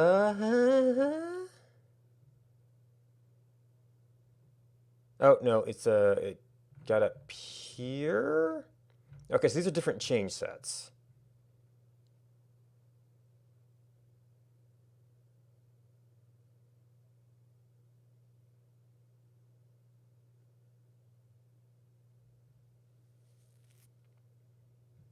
And one change did this, one change did this.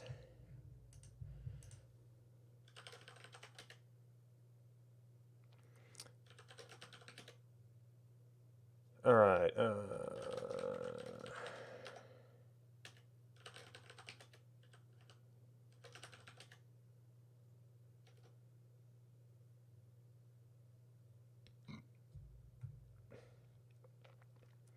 right, so changelog commit has a little bit of both. Where am I? Process?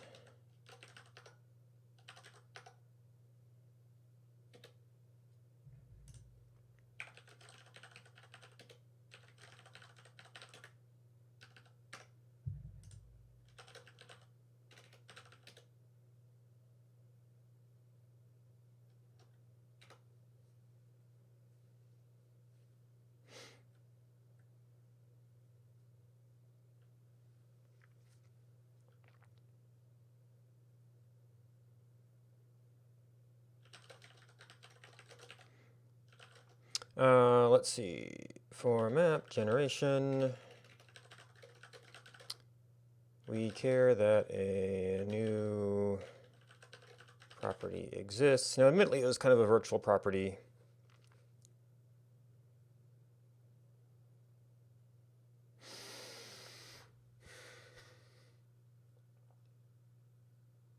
Okay. The other way to tackle this, which, I mean, I'm a little bit mildly concerned about new property spam.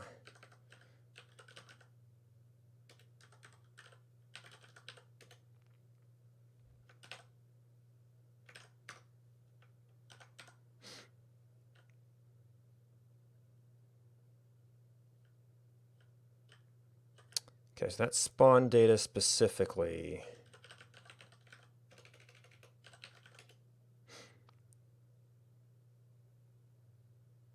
So he's checking for undefined.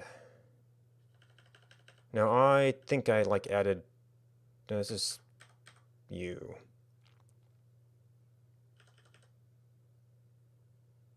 The other way to handle this, now, where are we putting these? This is data. Data is empty.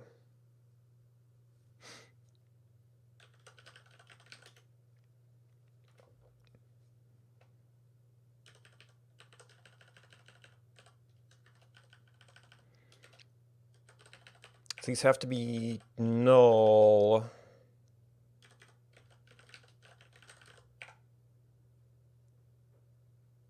So that it doesn't skip it based on undefined.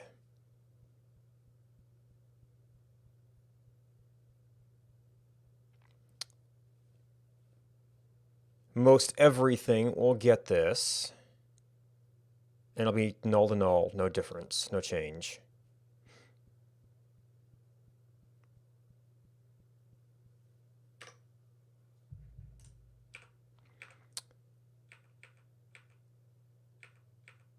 But we ought to see that show up the change here.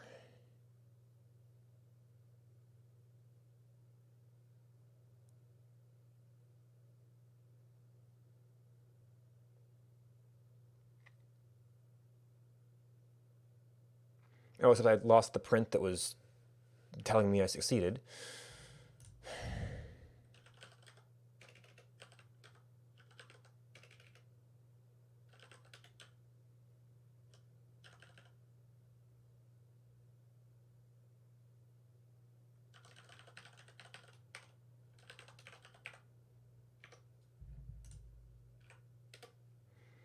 I guess I could have gone look at the file.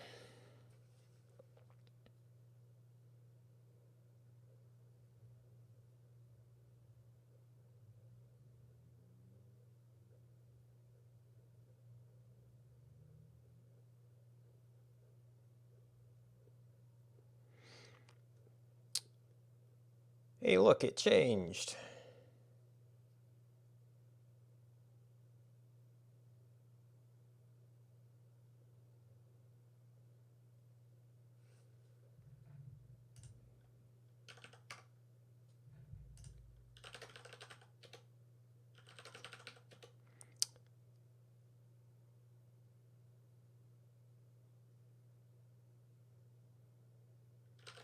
Did I already commit this? No.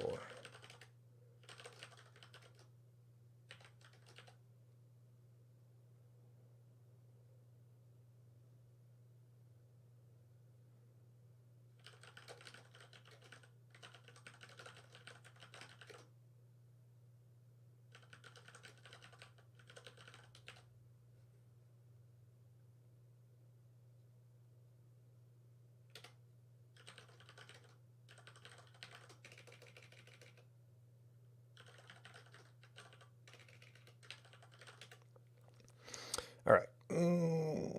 So that needs to be run over there. That will take time. It's already getting on a little bit towards lunch here. I just wanted to understand why we were wrong. Do I have a debugger window open still? Yes. That's where I was looking at. Where the heck is my other rand placement? All right, so that's getting into here.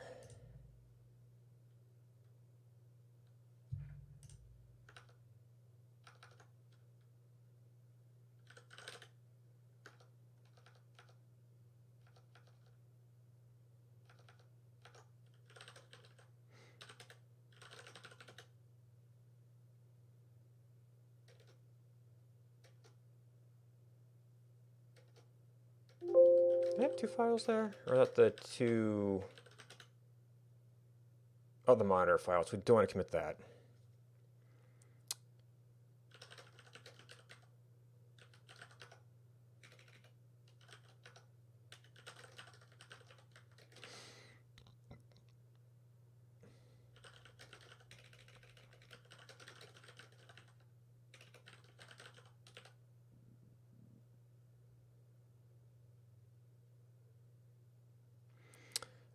See, this is changes.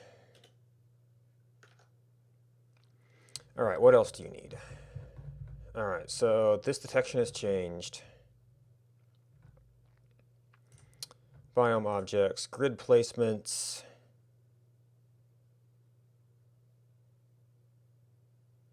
Okay, so our language changed a little bit.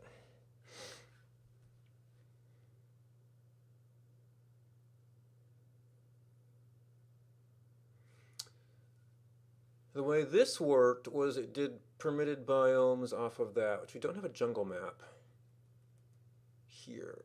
I might need to be moving that over later.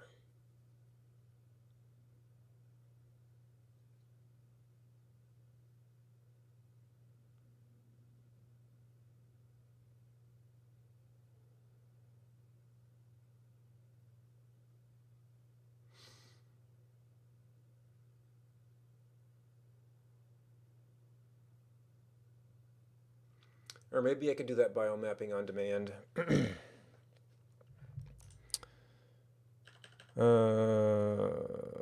So we're just recording you as is.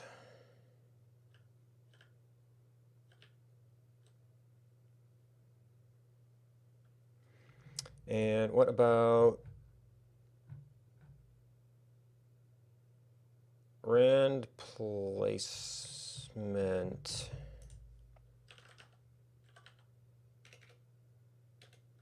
Did I not? Actually, I thought I had.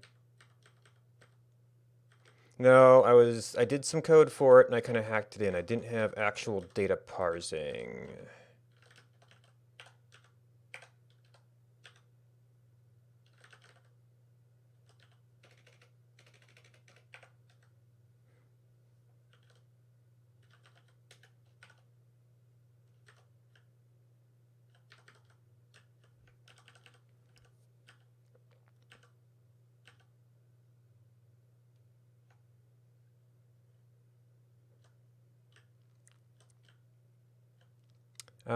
Maybe I did something with special map placements. I was putting it into special map placements.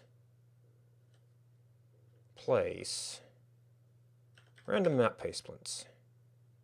Which, yeah, just kind of got hacked in.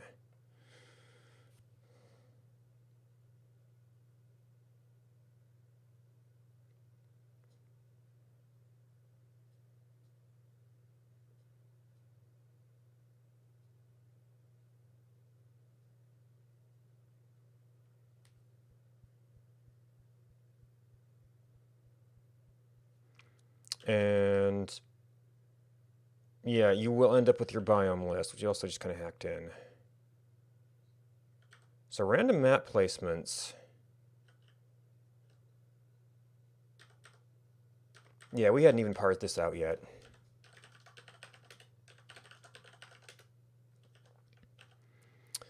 All right.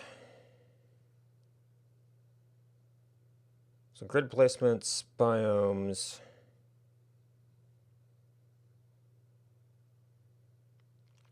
We filtered grid and rand out of regular biome stuff.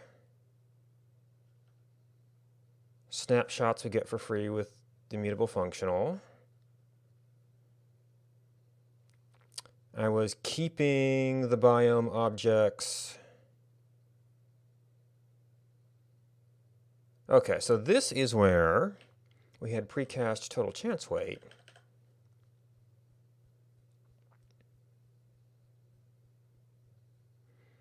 And we might want to call a biome something a little bit more involved.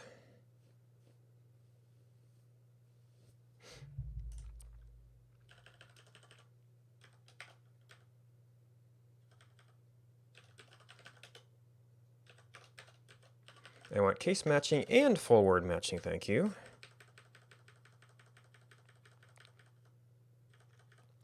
Okay, so this is going to come into a little bit into how biome set uses its stuff.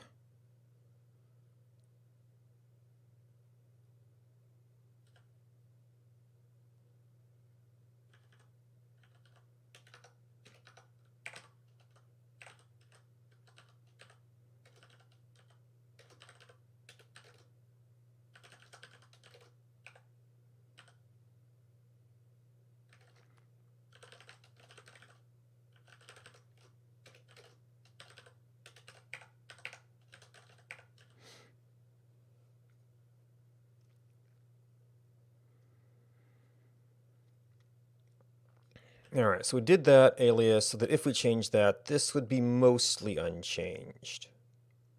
But the contents of our dictionary changed, so all the things that deal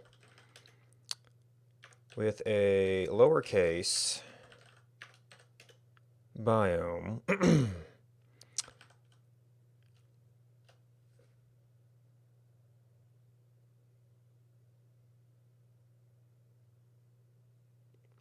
so that can just be biome.objects.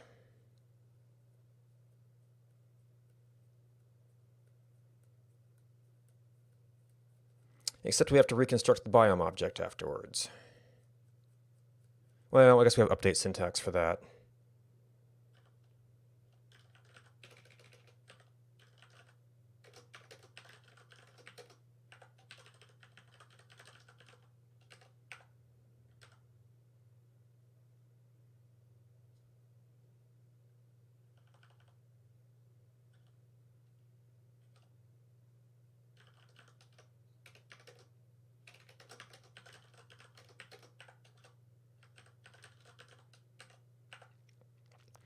Maybe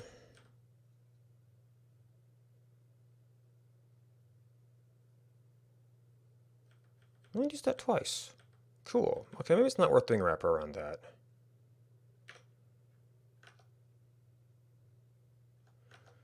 Except I do have to... Where we initialize... Dict.insert?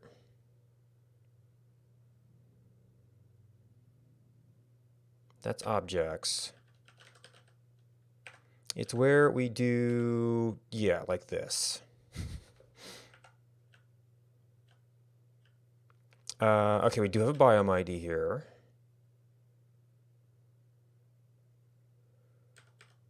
And ordered update is only within the list.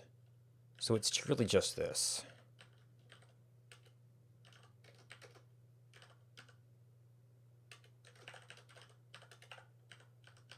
This is going to be a little weird spacing-wise.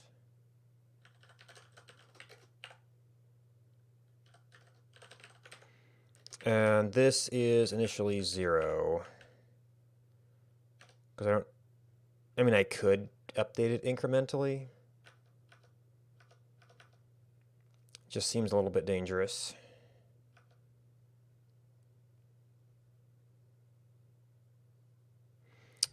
Compiler. Okay, now your success.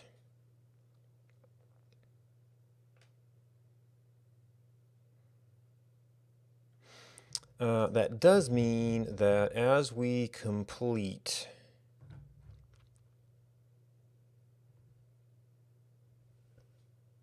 apply spawn change to biomes,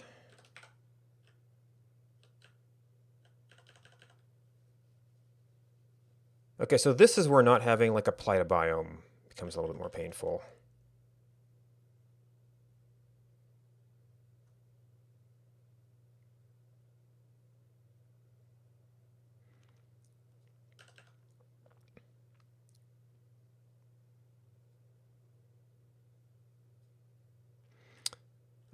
So we probably do want something like biome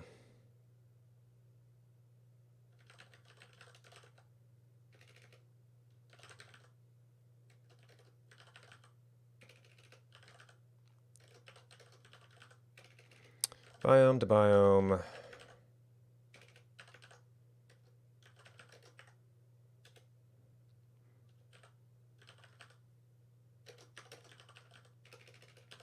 Where total chance weight equals biome.objects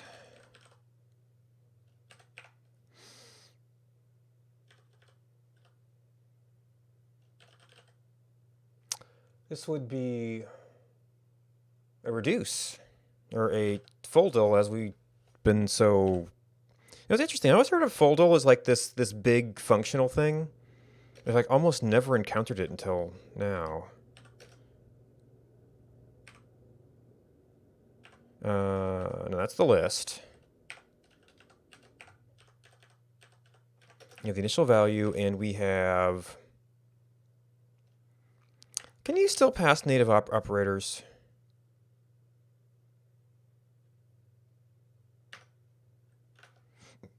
Or did that syntax get completely removed?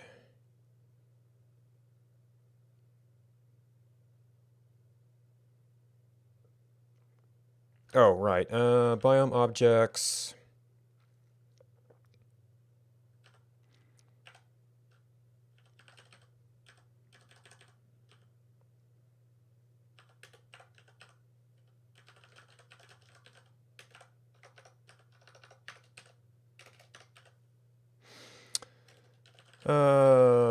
List.map.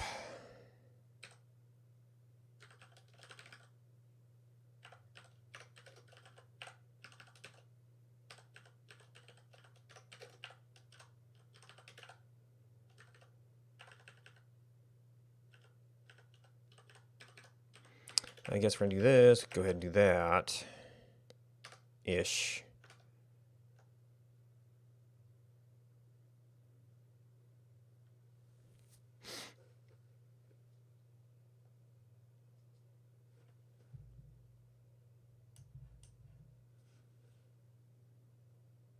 List.map.mapchance. Biome.objects.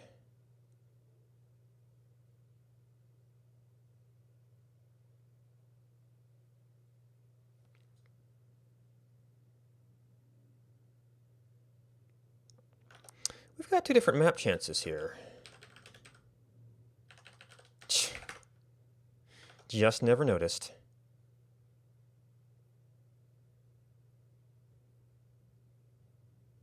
Should be float, but it should be int. Okay, yeah, I was just not thinking there.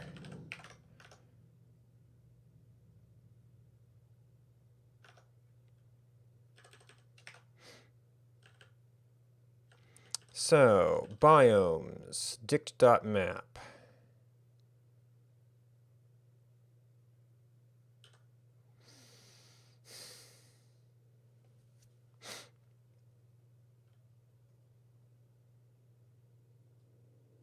Oh, and I see, I don't want to do this on every change, Apply version change. Add version change. Well, version change, yes. Yes, we would prefer this.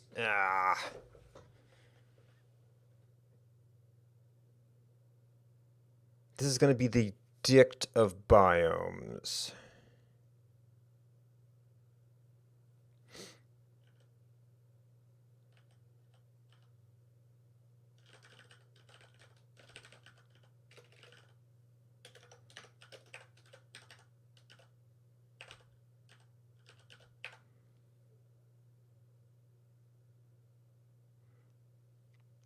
So that's actually going to result in that the previous biomes updated. You'd almost want to have a thing that says, like, okay, apply changes to this thing, so it's like previous biomes, blah, blah, blah, blah, blah, blah, blah, blah. But we need the list of biomes, and this has to be dict.map. Except dict.map wants a biome ID.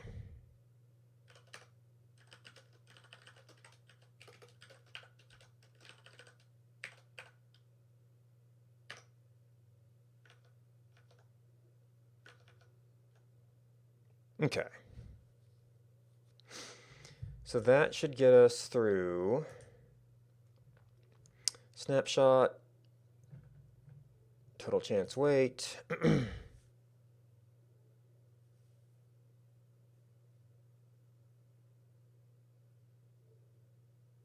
Oh, this was maybe how I was updating their permitted biomes.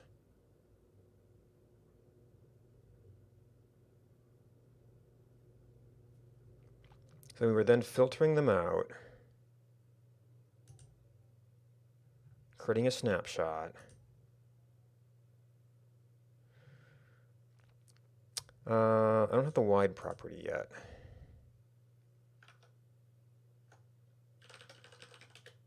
Which is just kind of a convenience, but...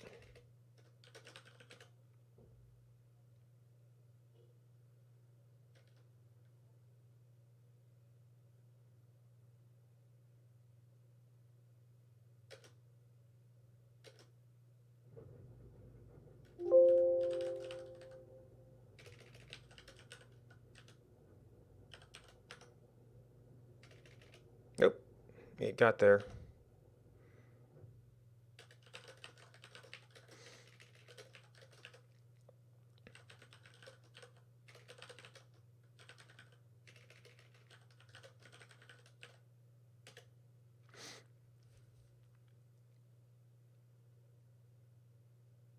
And actually, those were the only properties that we had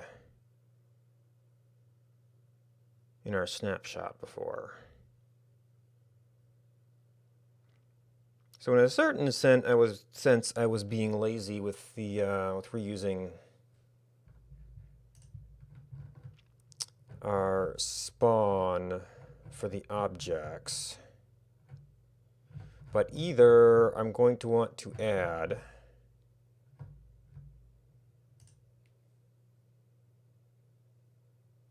well, it's a small optimization to add wide to that.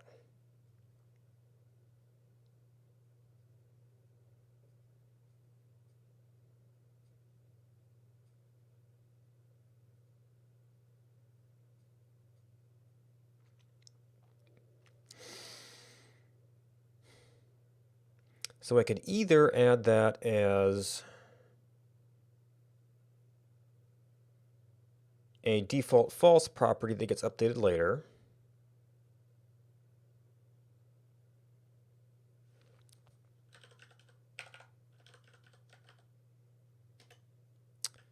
The decoder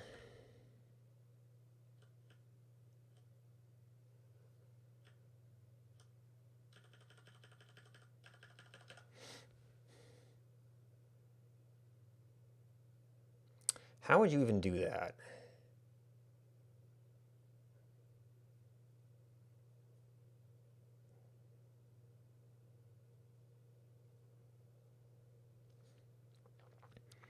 I guess you would map it through a function that took the result of the two, independent field checks.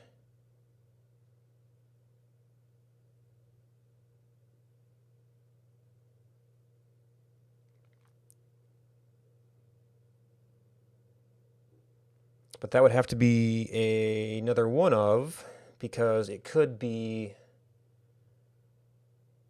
we didn't have those properties.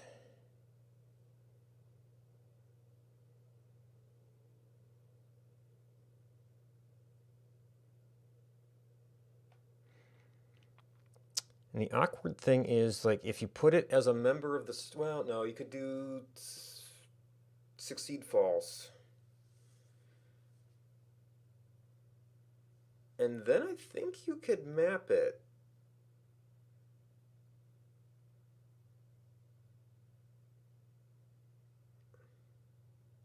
Well, not exactly like this, but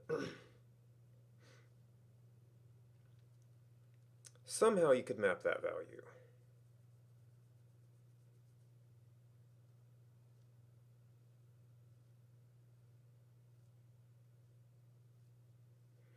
So spawn is a constructor that takes a whole bunch of arguments. So we pass that through, we build.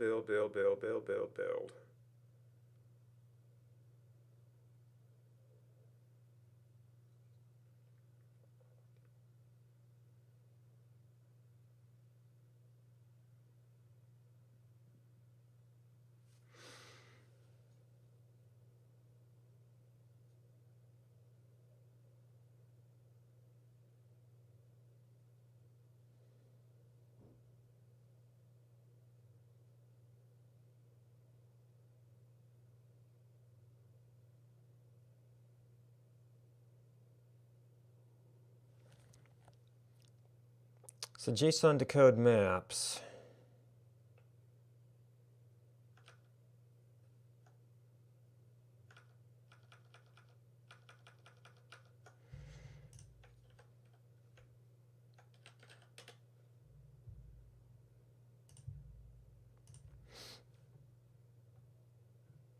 That might be like an and then.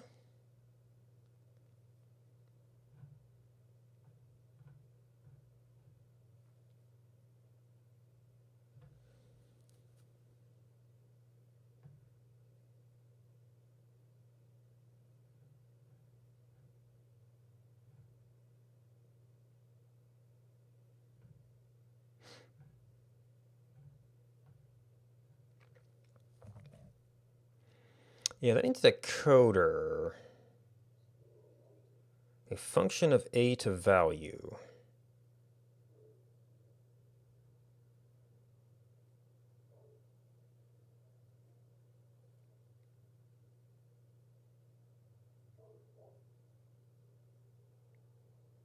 Okay, so this is a decoder. So yeah, map applied to the final result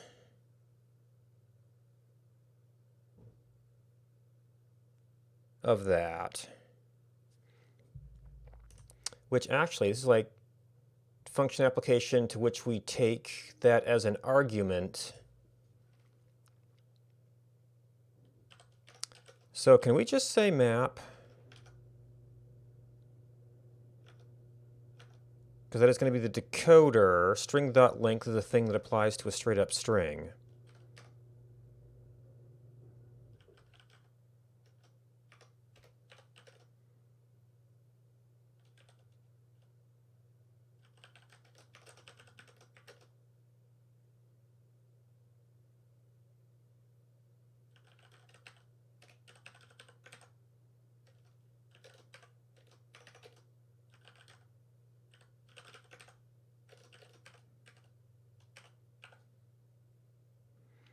Now that won't be syntactically correct until we change our data structure.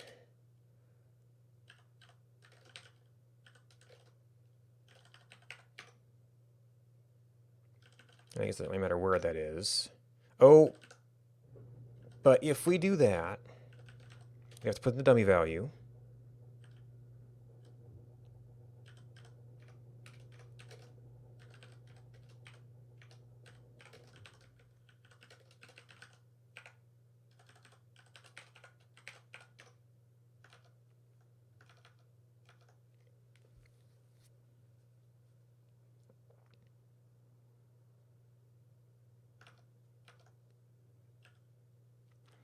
Did I say... Oh, no, because I used spawn here.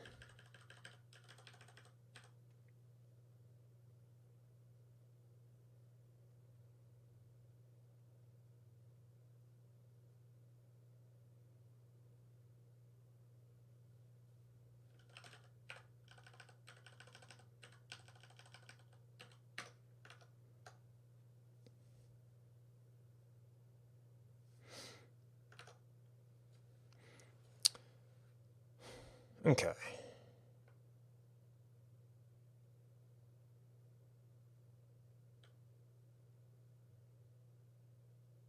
little bit weird, but okay. And we have ID, we have start, we have biomes, grid placements, that, biomes, objects, 2 placements. And we might have a complete version list.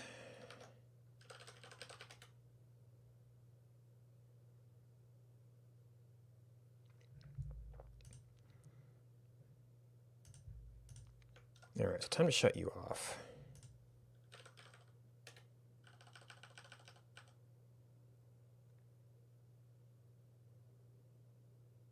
I guess I haven't actually checked that.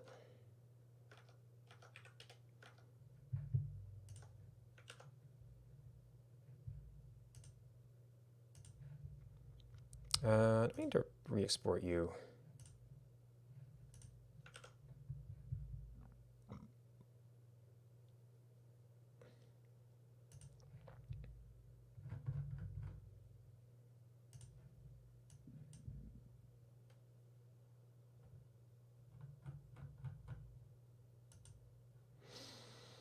Because the problem is, I don't remember offhand what the ID for mountain is.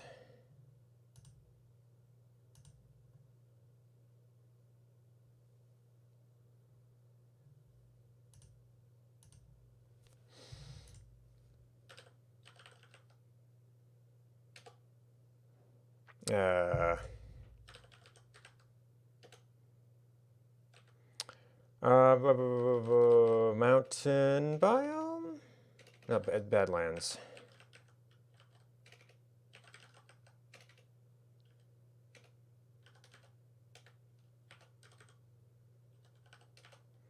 Badlands biome map.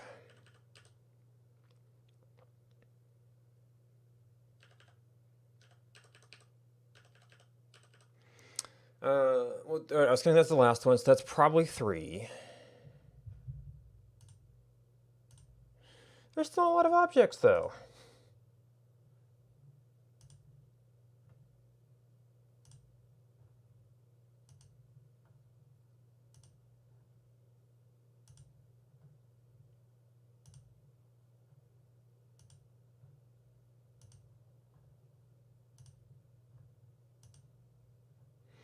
Okay, left blocking radius, right blocking radius, wide.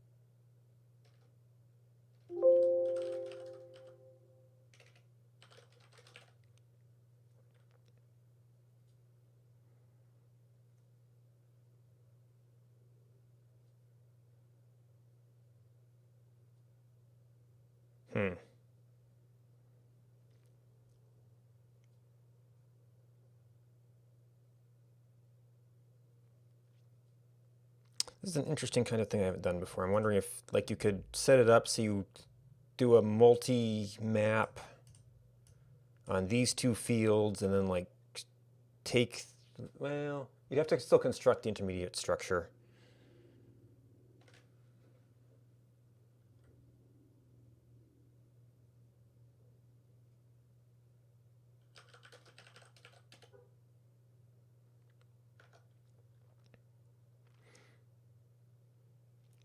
All right, that gives us a version list.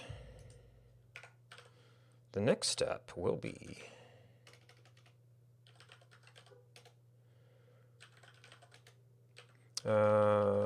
This is the big gnarly thing that I really wanted to be able to tackle in hopefully a more functional context. Now this is going to be like a weird three-way ordered fold, so well, it'll be interesting. Also, there's lots of like conditional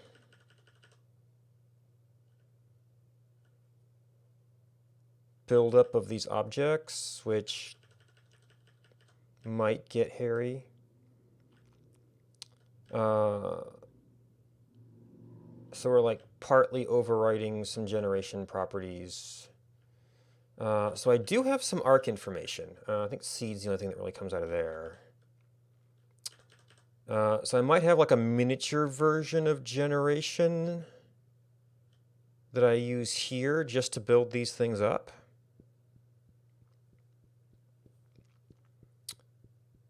With just the overridable properties.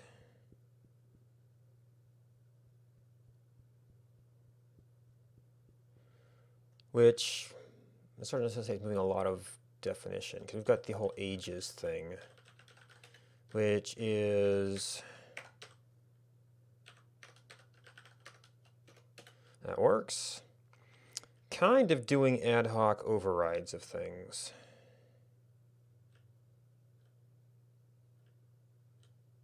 And the custom layers aren't really a thing I can tackle there.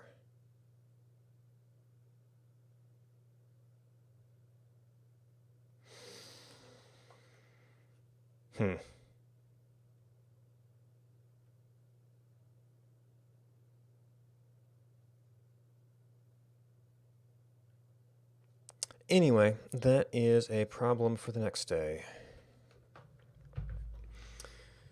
Meanwhile, it's getting to lunchtime. Did I close my debugger again? Okay, yeah, click to resume, not so good.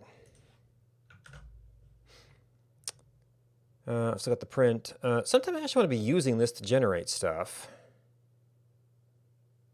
But that merge just got so hairy, I kind of wanted to rewrite it.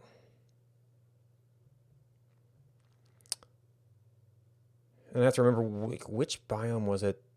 Well, it's the one with the Apocalypse Maze Tower. So that's the one I'd found all the wells. Of course, then I have to see how that plays out against the Nosegis stuff.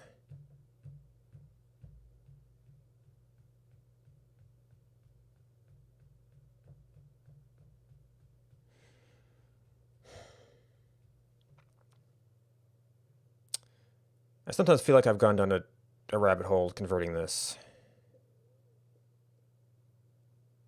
We just do so much like loosey-goosey merging in things, but it's also kind of getting hard to keep track of it all, so maybe some structural help. I've been putting off restructuring or modularizing the JavaScript code just to get stuff out, and now I'm like doing some of that work. Anyway. Thanks for watching. Thanks to everybody who hosted me. What do we got?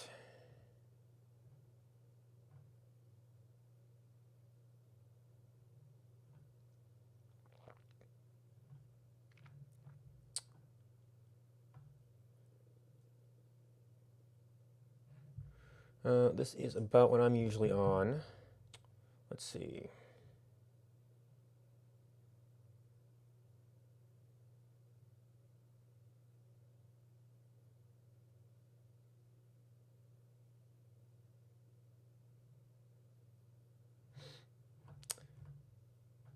Not a whole lot of small coding streams right now. I have not been scouting lately because I've been working and doing other stuff. What do we got? That is looking relatively early on.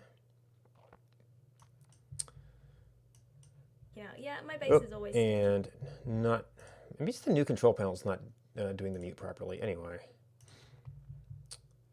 If you're looking for someplace cool to hang out, T-Witch is one of the people I've seen playing Oxygen Not Included. That is one of the games I'm doing when I'm doing gaming. And looks like she's still fairly early, but definitely parts of it can become programming-like.